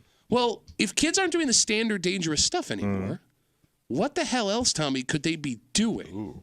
You're hanging out in the break room. Rochester's Classic Rock 96.5. WCMF. I got people writing me. They're all upset. I've been telling you all day we got Sebastian Maniscalco tickets to give you. Big show. Tickets for his show next November at the Blue Cross Arena go on sale in exactly 50 minutes at Ticketmaster.com. But before then, in fact, in just a little while, don't you dare call now.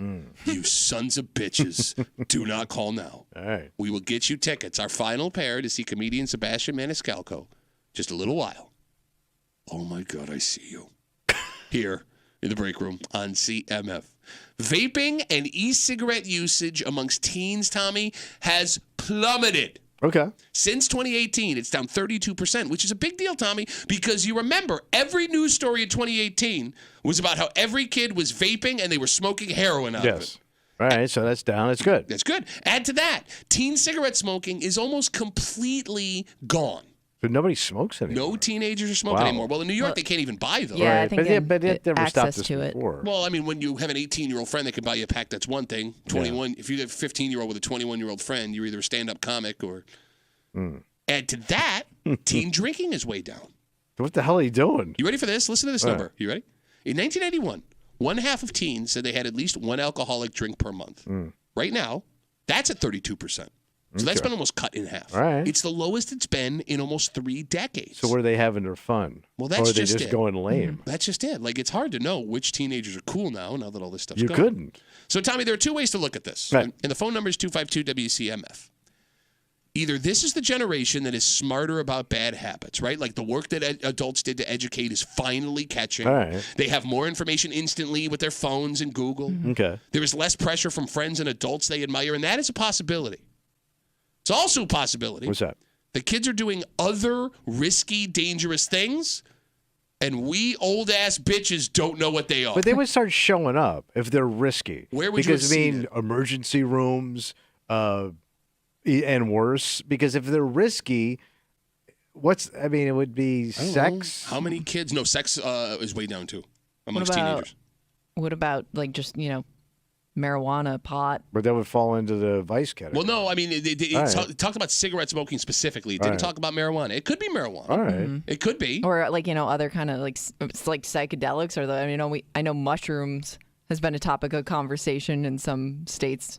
But with kids? Teenagers? Have you? I would think teenagers would be interested in trying it. Could these kids just have gone soft?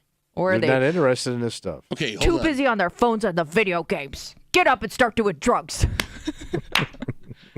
252-WCMF, 252-9263. Tommy, you said 2 things back to back.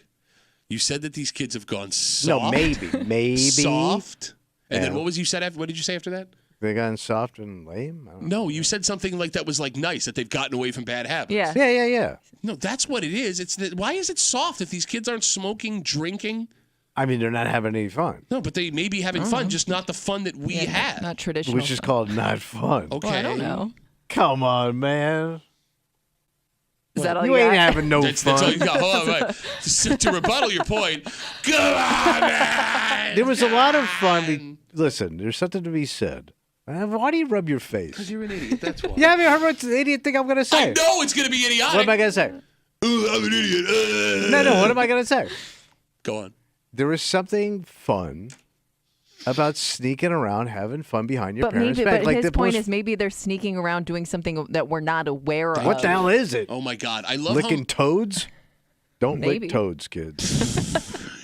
No, but I'm just saying, the most fun I ever had drinking was drinking behind my parents' back. It had an element of excitement to it. All right, so Same thing let's- like banging your girlfriend. I don't disagree with what you're saying, but it's not happening in the ways that we did it. They're not smoking, they're not vaping, they're not drinking, they're Well, not you're having... running out of vices here pretty goddamn quick. What are we down to? The salad bar? All right, so let's talk about this. All Kimmy, right. you brought up marijuana. 252-WCMF, 252-9263. If it were marijuana, do parents have a problem with that like parents had a problem with drinking and smoking back in the day. Because right now it's all legal in New York for people over 21. And it's a weird feeling because I can remember being 21 and knowing a friend had pot in the car made me unbelievably anxious. Okay. Like if we got pulled over, Sure. I was in some serious trouble, right? What's that feeling like now for kids at like 17, 18 if they have pot in the car? Did they get busted by their parents? Or just Or pot in the pulled car over with the drunk? cops? Like, what's that punishment now? Because, like, I know buddies that some cops would stomp it out and tell them they don't do it again. I know buddies where they got arrested for it, Okay. depending on what town they were in. But I guess it's, the laws have gotten a little bit more lenient. That's what I guess. mean. Like, what happens now? But that would make sense if there was a steep drop off now because of these other things because of marijuana. But there's been a steady decline in this stuff over looks like a decade. 2-3 decades. Yeah. What have they been doing over the 3 decades? It probably ain't just all weed. I don't know. 252 WCMF. I mean, what are these kids doing that are dangerous? Unless they're not. Unless these kids Unless are the message got through to them generationally, took 3 decades of everybody screaming at them not to do it, to not do it. Well, but that's what's interesting is this generation never got screamed at. Like Kimmy and I had the DARE program. Dare program. You Scared had- the crap out of you with cigarettes. And Tobacco. studies have shown it actually had the opposite effect. Yeah. Tommy, you had everything causes communism. Right, and everything was just screamed and shamed. You got it. So, but what did we do to these kids? Like, I know what it is. What? I mean, it just became not cool anymore. Like, you think of how, like, different generations had different vices, different trends. Okay. Like, if you saw your parents doing it, was it cool? I don't know. Or was it... My parents smoked. I smoked. Like, I mean, I didn't think it was. My dad drank. I drank. Well, but... That's how like, much I drinked. You drink too much. Well, I know, like, way too vaping much. was a huge thing with kids, and I feel like they didn't look at somebody smoking a cigarette as cool. They looked at somebody who vaped as cool. Okay, but like Marlon Brando, second Marlon Brando reference. That's great. I mean, like he was smoking in 50s movies. Boy, that he guy was. looked Yeah. cool 60 years later. Well, Yeah. you think they look cool. Would your kids think that looked cool? But I was, 18, Yeah. smoking cigarettes, looking at that, going, that guy's cool. I mean, they did take But smoking that's out of all- like popular culture. Like they weren't movies and TV shows anymore. I don't know. Yeah. But parenting changed. How you taught your kids about my parents was just no, you don't do it. Well, why? It doesn't matter why. No, There was no explanation. There was no Okay, all right. there was no education there. So maybe the education showed up finally. No, but and you taught your kid why you don't do these. No, things. but I educate my kid. My kids think I don't know nothing about nothing. My kids think I'm an idiot. So if no, but it was also in the schools. It was also in the advertising. Bombarded. It was okay, it was a blended message. It was on everything. okay. Maybe I don't know. Phone number is 252-WCMF, 252-9263. Since 2018, vaping and e-cigarette usage amongst teen has plummeted. It's down 32%. Add to that, teen cigarette smoking has been almost completely eradicated. Teen drinking is way down. Since 1991, it's down by about 50%. Teen sex is the lowest it's been since like the 1960s. That doesn't make any sense. But to me. I think that makes sense to me because Why? the way kids interact with each other has changed just based on having smartphones. Well, what about hormones? Buckle up for old lady. The kids are sexting nowadays. No, They but what do are. I do? I want to we've get talked together. about it. What? I mean, boys They're not. I guess maybe they don't have as much freedom as we had, right? Like our parents didn't always know what we were doing. If we wanted to sneak around, it was much easier for us to do it because we weren't attached to a smartphone all the time. She's right. My daughter doesn't know this, so nobody tell her. But I check her phone every If that's week. all that they have, She's it's that right. the only way they have to communicate with somebody that they're interested in, then they're probably doing that more. No, she's not wrong. 252-WCMF, 252-9263. So there is a problem with adults asking what the new dangerous habits of kids are. Okay. Because grown-ass folks have a tendency to believe anything we see about teenagers. Mm-hmm. We also have a tendency to blow things out of proportion. How many stories, Tommy, have we seen over the last 50 years?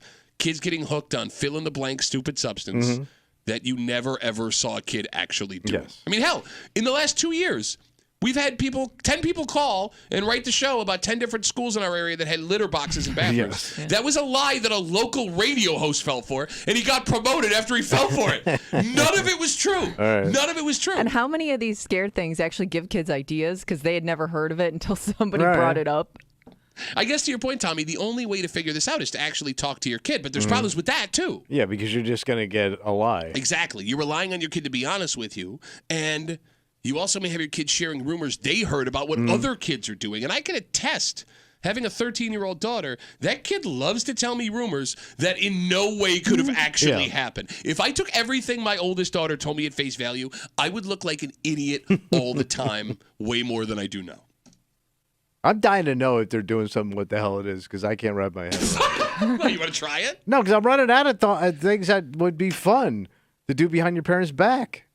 I mean, maybe it is. Has access to these things just become so difficult? The smoking I get, the alcohol I get. Like, it's way harder now, it feels like, to get those two things. The marijuana might be the opposite. The sex doesn't make sense to me. Sex is always up there. In fact, I mean, they're willing to give kids, things for them to be safe with. Mm-hmm. But it's gone down. I feel bad for these. If it's just Lameville. Why? I mean, bro, smoking, drinking, sex didn't do us any good. Like, we had fun doing it, but it was all risk. It was all taking a risk. We're here. Everybody's cool. Well, had some fun. No, but that's just it. Not everybody made it. Okay, yes. My sister got pregnant at 15. Okay. Yeah. Oh, no, you want to change it when it gets no, personal? I mean, I feel bad. We did. Oh, go ahead.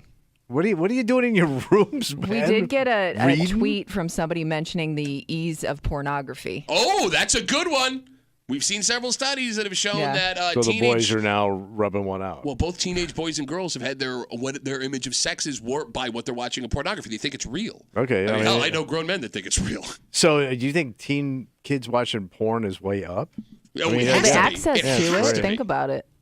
Yeah, like when you go to Pornhub, are you 18? Yes. Are you 18? No. Oh, wait, damn it.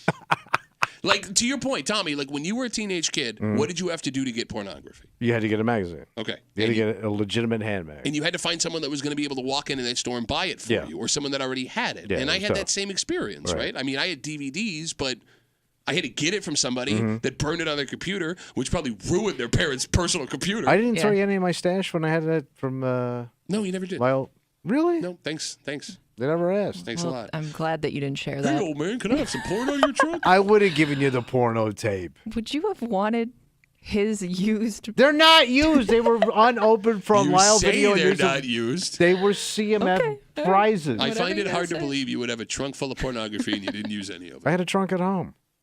I had my own stashola. All right, so I'm sorry, Kimmy, you were going to say something? Nope. The way I hear you talk, Tommy, it sounds like you're disappointed in kids. Yeah, I am.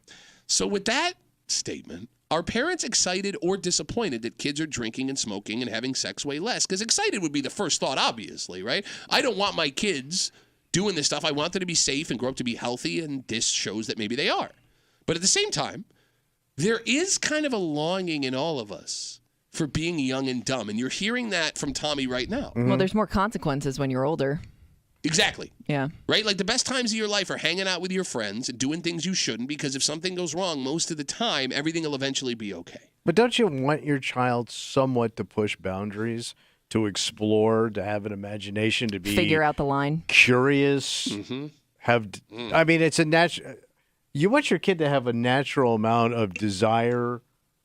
Yeah. Okay. And curiosity. So let's have that discussion. I know there's consequences to some of this stuff, but that's all part of growing up. So let's talk about that. Because you're a man who never raised kids. No. And I will say 15 years ago, after you said that, I might be in this room going, yeah, man, that sounds great, man. Yeah. Now that I have my two daughters, no. Yeah, but you don't want them to be naive walking into the real world, right? And you want them to have... When they meet a boy, to have a healthy relationship, not to be completely blindsided to what the opposite sex is. I hear you, because our relationships with women were made healthier by the sex we were having as teenagers. You may have helped those women because they realized, I don't want that guy. No, the women that manipulated me and the way I manipulated women from the ages of 15 till I met my wife. Yeah. Was not healthy for anybody. I think it's how you have to. You've got to. You get banged up. You bang around, and you figure things out. But you got to get in the game. Yeah, no, I hear you, man. You got to jump in. You had such good experiences. Such good lessons as a teenager. You finally found the woman you would spend the rest of your life with in your 50s. You're thinking where I would have been without it. I'm just thinking, like, there are people that they have dated people in their teens and 20s that they are like, thank God I didn't marry that person. Yes, okay, fair. But you figured that out. But that's what I mean. Like, you figure that out young before you're ready to settle down, and now you know what you don't want. But why does that have to be involving sex as a 15, 16-year-old? Because that's what your body's telling you. No, but you just keep saying things that Your hormones are raging. There's a reason why boys get, they get horny. What? That quieted the room so quickly, I could hear your wedding ring against the mic stand. Yeah. Like, Kimmy and I shut up so fast, I could hear your commitment hitting the mic. But think of how your boner at 15 ran your life. Kimmy will not think about how her boner ran her life at 15. Man boner, I don't know what girl boners do at 15. I'm just talking about from my own boner perspective at 15. It ran my life.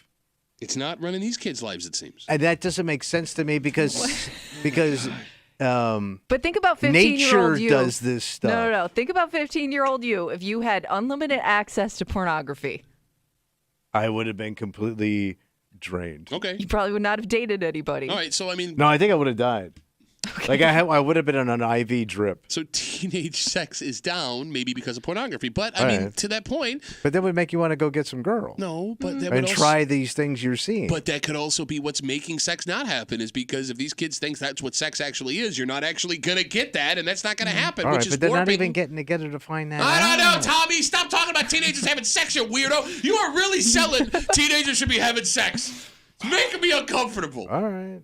No, go on, please. No, go to Bible study and eat healthy and drink water and can't wait to see how you navigate the world. 252 WCMF. Folks have been waiting patiently on hold. I'm sorry. We're talking about how teen vaping is down, teen smoking is down, teen drinking is way down, teen sex is way down. All of this stuff is down. And we're asking, are these kids finally the generation where the message got through? Or are they doing something else that is not great that we don't know about? Kimmy brought up marijuana. She brought up potential psychedelics. She brought up pornography, the negative impact that can have. Tommy, for some reason, has been arguing for all teenagers to go have sex with each other right now. Totally normal take from a man his age. Let's talk to Dylan. Hey, Dylan, what's up, buddy? Hi. So I'm not going to say any of the stuff that you've already brought up is wrong because I think it all plays a part. But I think the biggest thing that has changed this generation sort of, you're talking about, is it this or is it that? It's no one thing specifically. And that's the big difference is that, as much as you say it's an old man take to say the internet has changed how quickly our culture moves. That is such an old man take. That is such an old man take. Well, but it's true. Cigarettes rose and fell over 100 years. Vaping rose and fell over 10. Culture moves faster now. No, that's a good point. And kids aren't finding one big new thing. Okay, they'll spend a year stealing Hyundais. They'll spend a year eating Tide Pods. And it's always just going to be one new, whatever is hot right now on TikTok or whatever the next thing's going to be is the dangerous thing they're all doing, and then they get over it because culture's moved on. It does seem like it moves it's never going to be one big thing. Okay, I mean, I understand that argument, but hold on. I mean, there has been quick pops throughout history before that was like weird, like swallowing goldfish or jamming yourself in a phone booth, or you know what I mean, Dylan? Like I hear your argument, I get it, and that makes a lot of sense. But there should be something that is lasting, that is dangerous, that goes generations. But maybe it doesn't I'm trying anymore. to think. Because I'm sorry. Well, that's what I'm saying. I get that it's definitely happened before. I just think it happens so much more now, and it's so much more ubiquitous because we can share our experiences with that particular thing so fast. Everybody does it to death. It becomes overblown. Everyone's done it. Now it's lame. It becomes lame way faster than things used to become lame, and I think that's what really is causing it. Okay, so like you and I both talked about, and I think Kimmy has too, high school parties. Yeah. What do they do now? Dylan, thanks for the call, buddy. Have a good rest because of the day. Everything you mentioned happened at a high school party or somebody's house after prom, whatever. What happens now, man? Eating nachos, doing TikTok dances? Yeah. Oh, God. I mean, I think parents are, but I think that's also a parent thing too, because no parent wants to be the one on the news for that. But that's weird because, Kimmy, there were plenty of parents that they knew what the punishment was when we were in high school, and they had no problem plying us. There's always going to be maybe one or two of those parents. I think it's way less now. You know, hearing like with this whole discussion, with all of this stuff down, and why aren't these kids doing what we did? That's dangerous. Come on, kids. No, I'm not saying that you are. It is weird to hear that argument you make, right? We want our kids to be safe, but we also want them to have the experience that we had growing up. It's this weird hybrid of childhood. And at the same time, adults have this really strange way of whitewashing how truly dangerous things were when we were a kid. That's true, because you just remember the good times. Because, Tommy, like the poisons we put in ourselves as young kids, whether it was drinking too much or people get behind the wheel when they shouldn't have or doing dangerous things under the influence, there is this stupid idea that because we survived, we were always safe. Yes. Which, in fact, we were not. True that, buddy. Like those adults that are fine with teens drinking, like it's some rite of passage. Would you feel that way if someone had a movie of all the situations you were when you were drinking as a teen? No. If you had to watch that back and that came out in a movie theater, would you then start handing your kids booze and like asking why kids aren't being badass anymore? Yeah. I guess, like I have a grandson. Yeah. Right. And if I catch him, let's say he's with us and I catch him drinking, yeah, it's bad. But I'm not shocked by it. I kind of expect it almost. Like he's going to push those boundaries. All right, let me ask you a question. Yeah. Smart guy. Because you're after you give him the pitch about how he should be having sex as a teenager. I'm not doing that. I'm not saying anything. All right, but if I catch him. All right, so let's say I walk in, you come he's around got- the corner, you come home from Wegmans, he was there by himself, he's a 14-year-old kid, he's got your bottle of Jameson in his hand and a glass. Oh, he's going top shelf first thing? Well, I mean, look, what do you drink, buddy? I got cheaper stuff, kid. You're not ready for that. No, go ahead. You catch him taking a sip. Yeah. Who you telling? I got to stop it.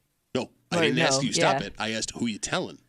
I got to tell my wife. You snitch I ass have bitch. to. So you sit here and you go, why are these kids doing it? And then you turn around and go, Grandpa snitching. Grandpa snitching, which is my favorite Ribs Arkansas song. Grandpa snitching. Snitching gets bitching and stitching.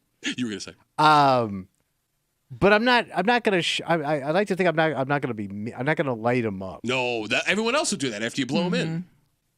I got to deal with my wife differently with this because she will react harder than I will. Because I am an alcoholic. I am lazy, and I get what the kid's doing. And I think from the perspective of I understand why you want to try that. Okay, fair enough. And I think that makes me a good grandfather. As you're snitching on him. Not snitching. Snitching. No, you We're are. gonna have a family conversation. Oh, so you're going to be a part of that? Oh, it's like Well, no, it's intervention. cocktail hour, so go talk to your grandmother. We got tickets to see Sebastian Maniscalco. He is coming to the Blue Cross Arena in 2024. The It Ain't Right Tour, November 15th. Tickets are on sale in exactly 29 minutes at Ticketmaster.com, but you can win them from us right now. 252-WCMF, 252-9263. We'll take the eighth caller. Sebastian Maniscalco, Blue Cross Arena. Tickets available at 10, Ticketmaster.com. Eighth caller, 252-WCMF. Best of luck from your friends here in the break room on CMF. It's Friday. You know what that means? Oh, we gonna creep it out, buddy? Creep Cap coming at you, and 8 in 10 people are open to receiving these as gifts this holiday season. Oh, how sad. You ain't one of them. It's got to be sad. You definitely ain't one of them. Next to the break room on CMF.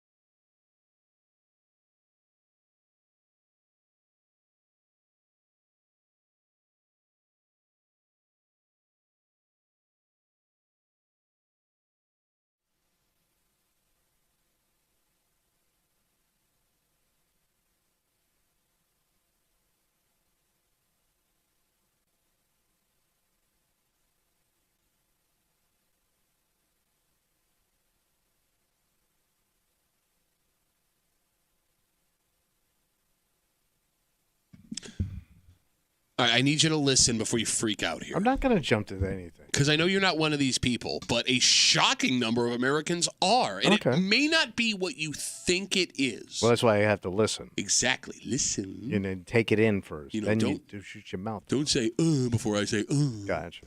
Because if this many people in America are open to receiving these for Christmas, Hanukkah, whatever holiday you celebrate, then maybe there's more to it than the junk you think it is. Okay. You're hanging out in the break room. Rochester's Classic Rock 96.5. WCMF, we have given away our last pair of Sebastian Maniscalco tickets. Our apologies. But they do go on sale in 19 minutes. The Blue Cross Arena show. It's coming next November. You can get those tickets at Ticketmaster.com. Also, Brett Michaels is coming December 15th. The Vine Showroom at Del Lago Resorts and Casino. Tickets are on sale right now at DelLagoResort.com. Must be 21 or older to attend a show at the Vine. We'll tell you what people are now very open to getting for Christmas in a second. But it's Friday. All right. You disgusting bastard. Oh, please. You're welcome. We take all the gross things Tommy said all week long. Kimmy runs them back to back to back. We call it the creep cap, and it happens now on CMF. Yes. Yeah. Oh, man. All right. God. All right. How hard? Okay. All right. I love it. This is coming right up. Yep. Also, don't forget about Brown Friday. Oh, what's your mom doing? See? I brought that mom joke back. We'll get into it next. Just for you. You did it. You know, they say at night, when the wind blows right, you can still hear the people getting enemas. Oh, that's cold. They're not even close. They're man. on all fours. They're furry. That's your mom. I'm sure. I'm saying right now as it's happening. Who would want to have a kid with this too? Come on. The phone number's That's a fun, bumpy ride right there. Him and your daddy are the two best looking men I know right now. You made it so weird. You got a good looking daddy. Well, as an older guy, I would probably gravitate to the older guy. Yeah, because I get lawn and beef. And edging. I get man and mulch. Hey, you want to go to the Knob Job and Whiskey Convention? No, not for me. Not for me. Two of my favorite things. Wait, your mom's in town? Get out the ladle. Doesn't make sense. I know. Shut up. Please, sir, can I have some more? Granny got her fancy dress at Penny's. That's how I came into this world. Grandpa reached underneath that skirt and had him a good time. For God's sakes, it didn't even rhyme. Yeah. It's just gross. Yeah, why don't you also invent the airplane while you're at Well, it? what am I going to get? Tommy Eats? What am I ordering? Your mom? You know what? Don't use it. It's not a good No, idea. no, but I'm installments. I'm going to do it. One munch at a time. For God's sakes! No, I've seen it. It's disturbing. No, you haven't seen it in a few years, bro. It's even worse. Like, my package looks like somebody threw an octopus at a wall. You're not allowed to bring cranberry sauce. Both are considered spreadable and too liquidy. Canned Oh, like your mom. It's so good to be a creep. There it is, Creep Cap. CMF. 8 in 10 Americans say they are open to receiving used gifts this holiday season. Oh, my God, we're done.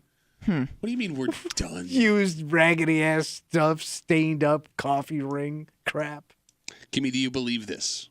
Used. Knowing it's used. Yes. Came out of my house.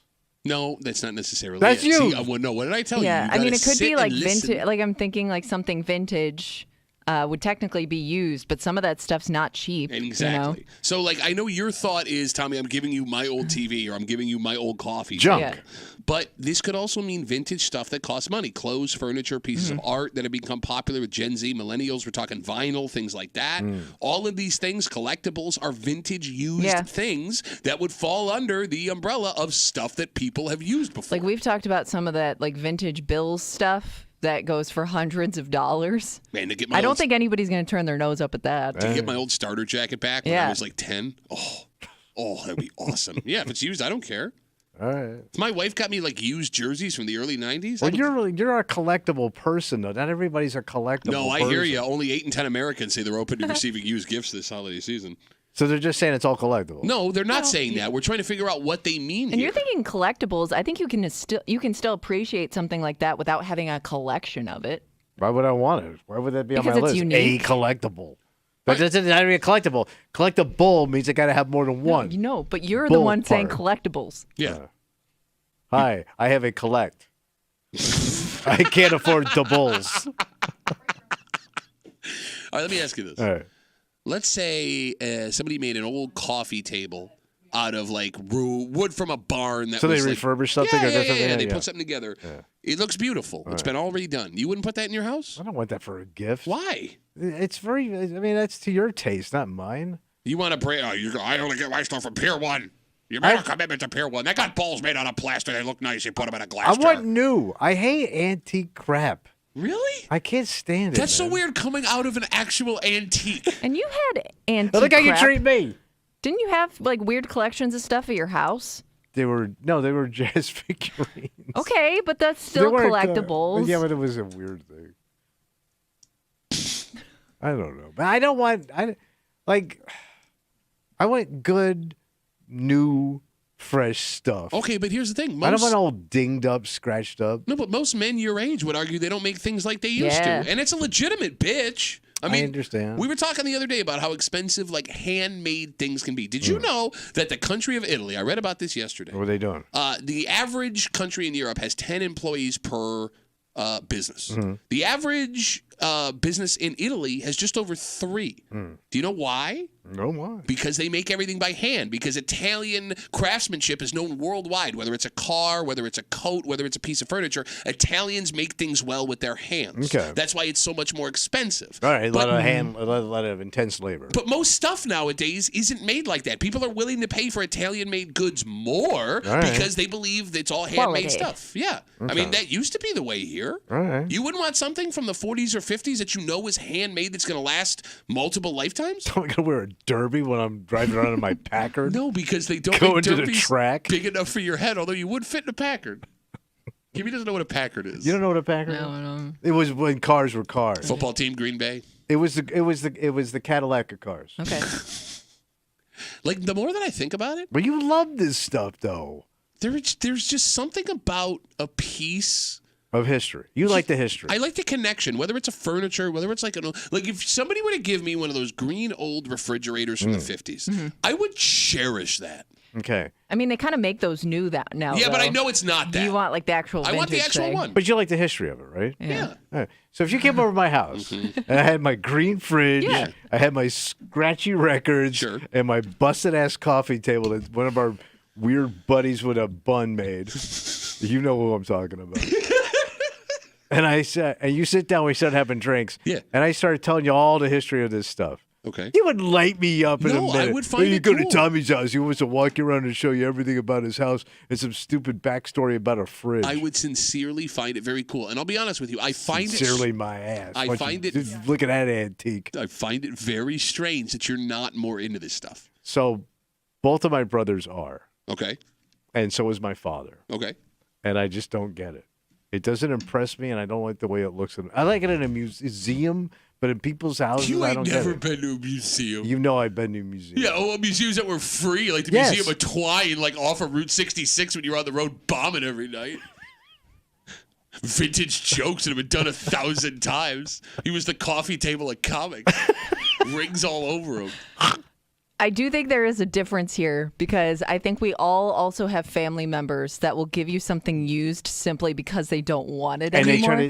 And in that way, I'm just thinking, well, why didn't you just, you didn't have to make it a gift. You know what I mean? But how many people gift those things? But they try to sell you on it. And you know it's junk. Yep. They don't want it, but they're trying to give it to you as, hey, it's special. You're getting this over so-and-so. I want you to have it because I know you appreciate a microwave with no door. That's called cancer. Yes, thank you. 252 WCMF. 8 in 10 Americans say they are open to receiving used holiday gifts this year. Tommy freaks out, but we could be talking things like vintage clothes, furniture, pieces of art, things that are refurbished and remade from other items. I don't want art. Vintage art. You have stuff hanging on your walls. But it's not he doesn't my notice, stuff. though. That's not my stuff. Pay any attention to that. You saw my house, man. The walls were bare. Yeah, they were. I was artless. Your home, your soul, just bare. Nothing there at all. Kimmy, your husband seems like a guy that would appreciate stuff like But he this. likes this stuff. Yeah, he would, especially something unique that he'd be into. And so something you could tell somebody, like, I saw this and I thought of you specifically. Well, he's a vinyl boy. Yes, he is. Big yeah, he'll vinyl go to, Record Archive and He's a browse hipster. for a while. Yeah. Like, I could spend an hour in Record Archive with all their used records, and I get super excited. I could do that. I that's a very cool place and it's very unique. But I can only do that once. Really? Yeah. They got new stuff every week. Yeah. Keep Like, going in. It was like going to the Hog one time and seeing it walking around. It's really cool. But I can only once I've seen it, I've seen it. I get it. You don't if pick I drive things by up. the Record Archive, I have to stop at the Record Do Archive. you really? Yeah, it's not good. And that's in your generation's music, even. No, they make they make new vinyl. records. I just spent $40 on a record last week that I shouldn't have. Who'd you buy? You don't, you know. Who'd you buy? Bilal, he's an R&B singer. It was Oh. a rare record that I've never seen before on one. Was it from back in the day? No, it's from like the early 2000s. Who? Bilal. Never heard of the guy. I wish I He's was probably out of the free. business. Shut up. Which would make the record more. It doesn't matter. Go on, Kimmy. I'm I sorry. do get nervous Yeah, if you run sometimes. into him. Hey, you want to buy your album back that never sold?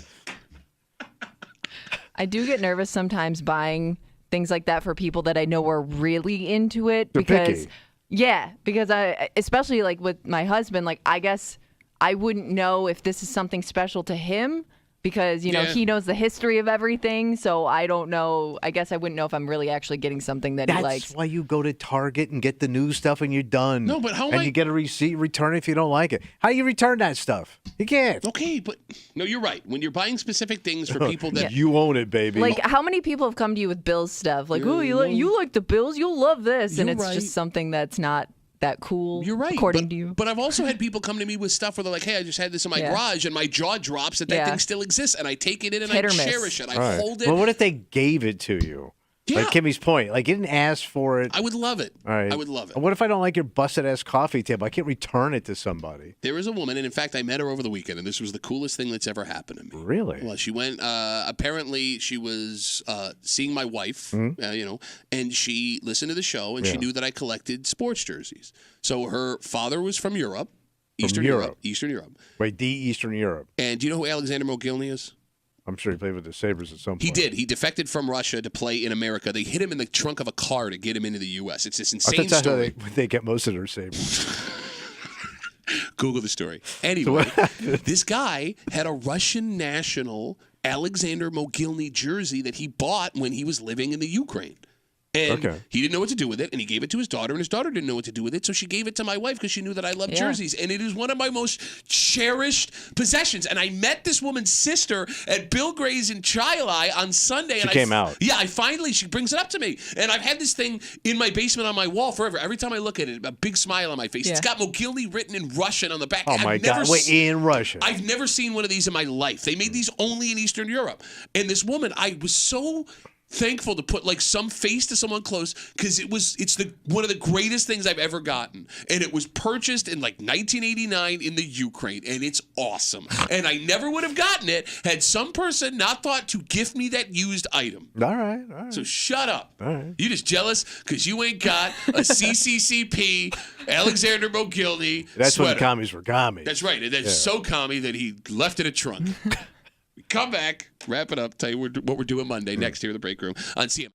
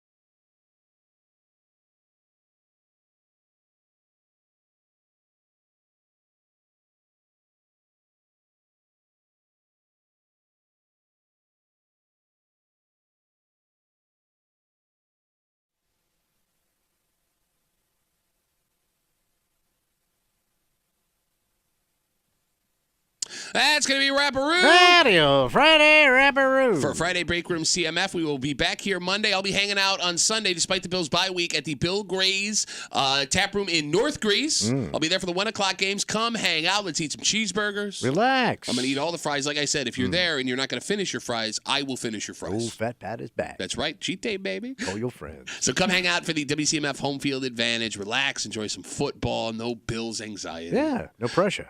With me and the CMF crew on Sunday. All right, we got to get out of the way. Kimmy's already giving me the death look. For Kimmy, wearing her finest Kurt Cobain cardigan this morning. A little chilly out there. For Tommy Muley, who is wearing his U.S. ski team puffer jacket today.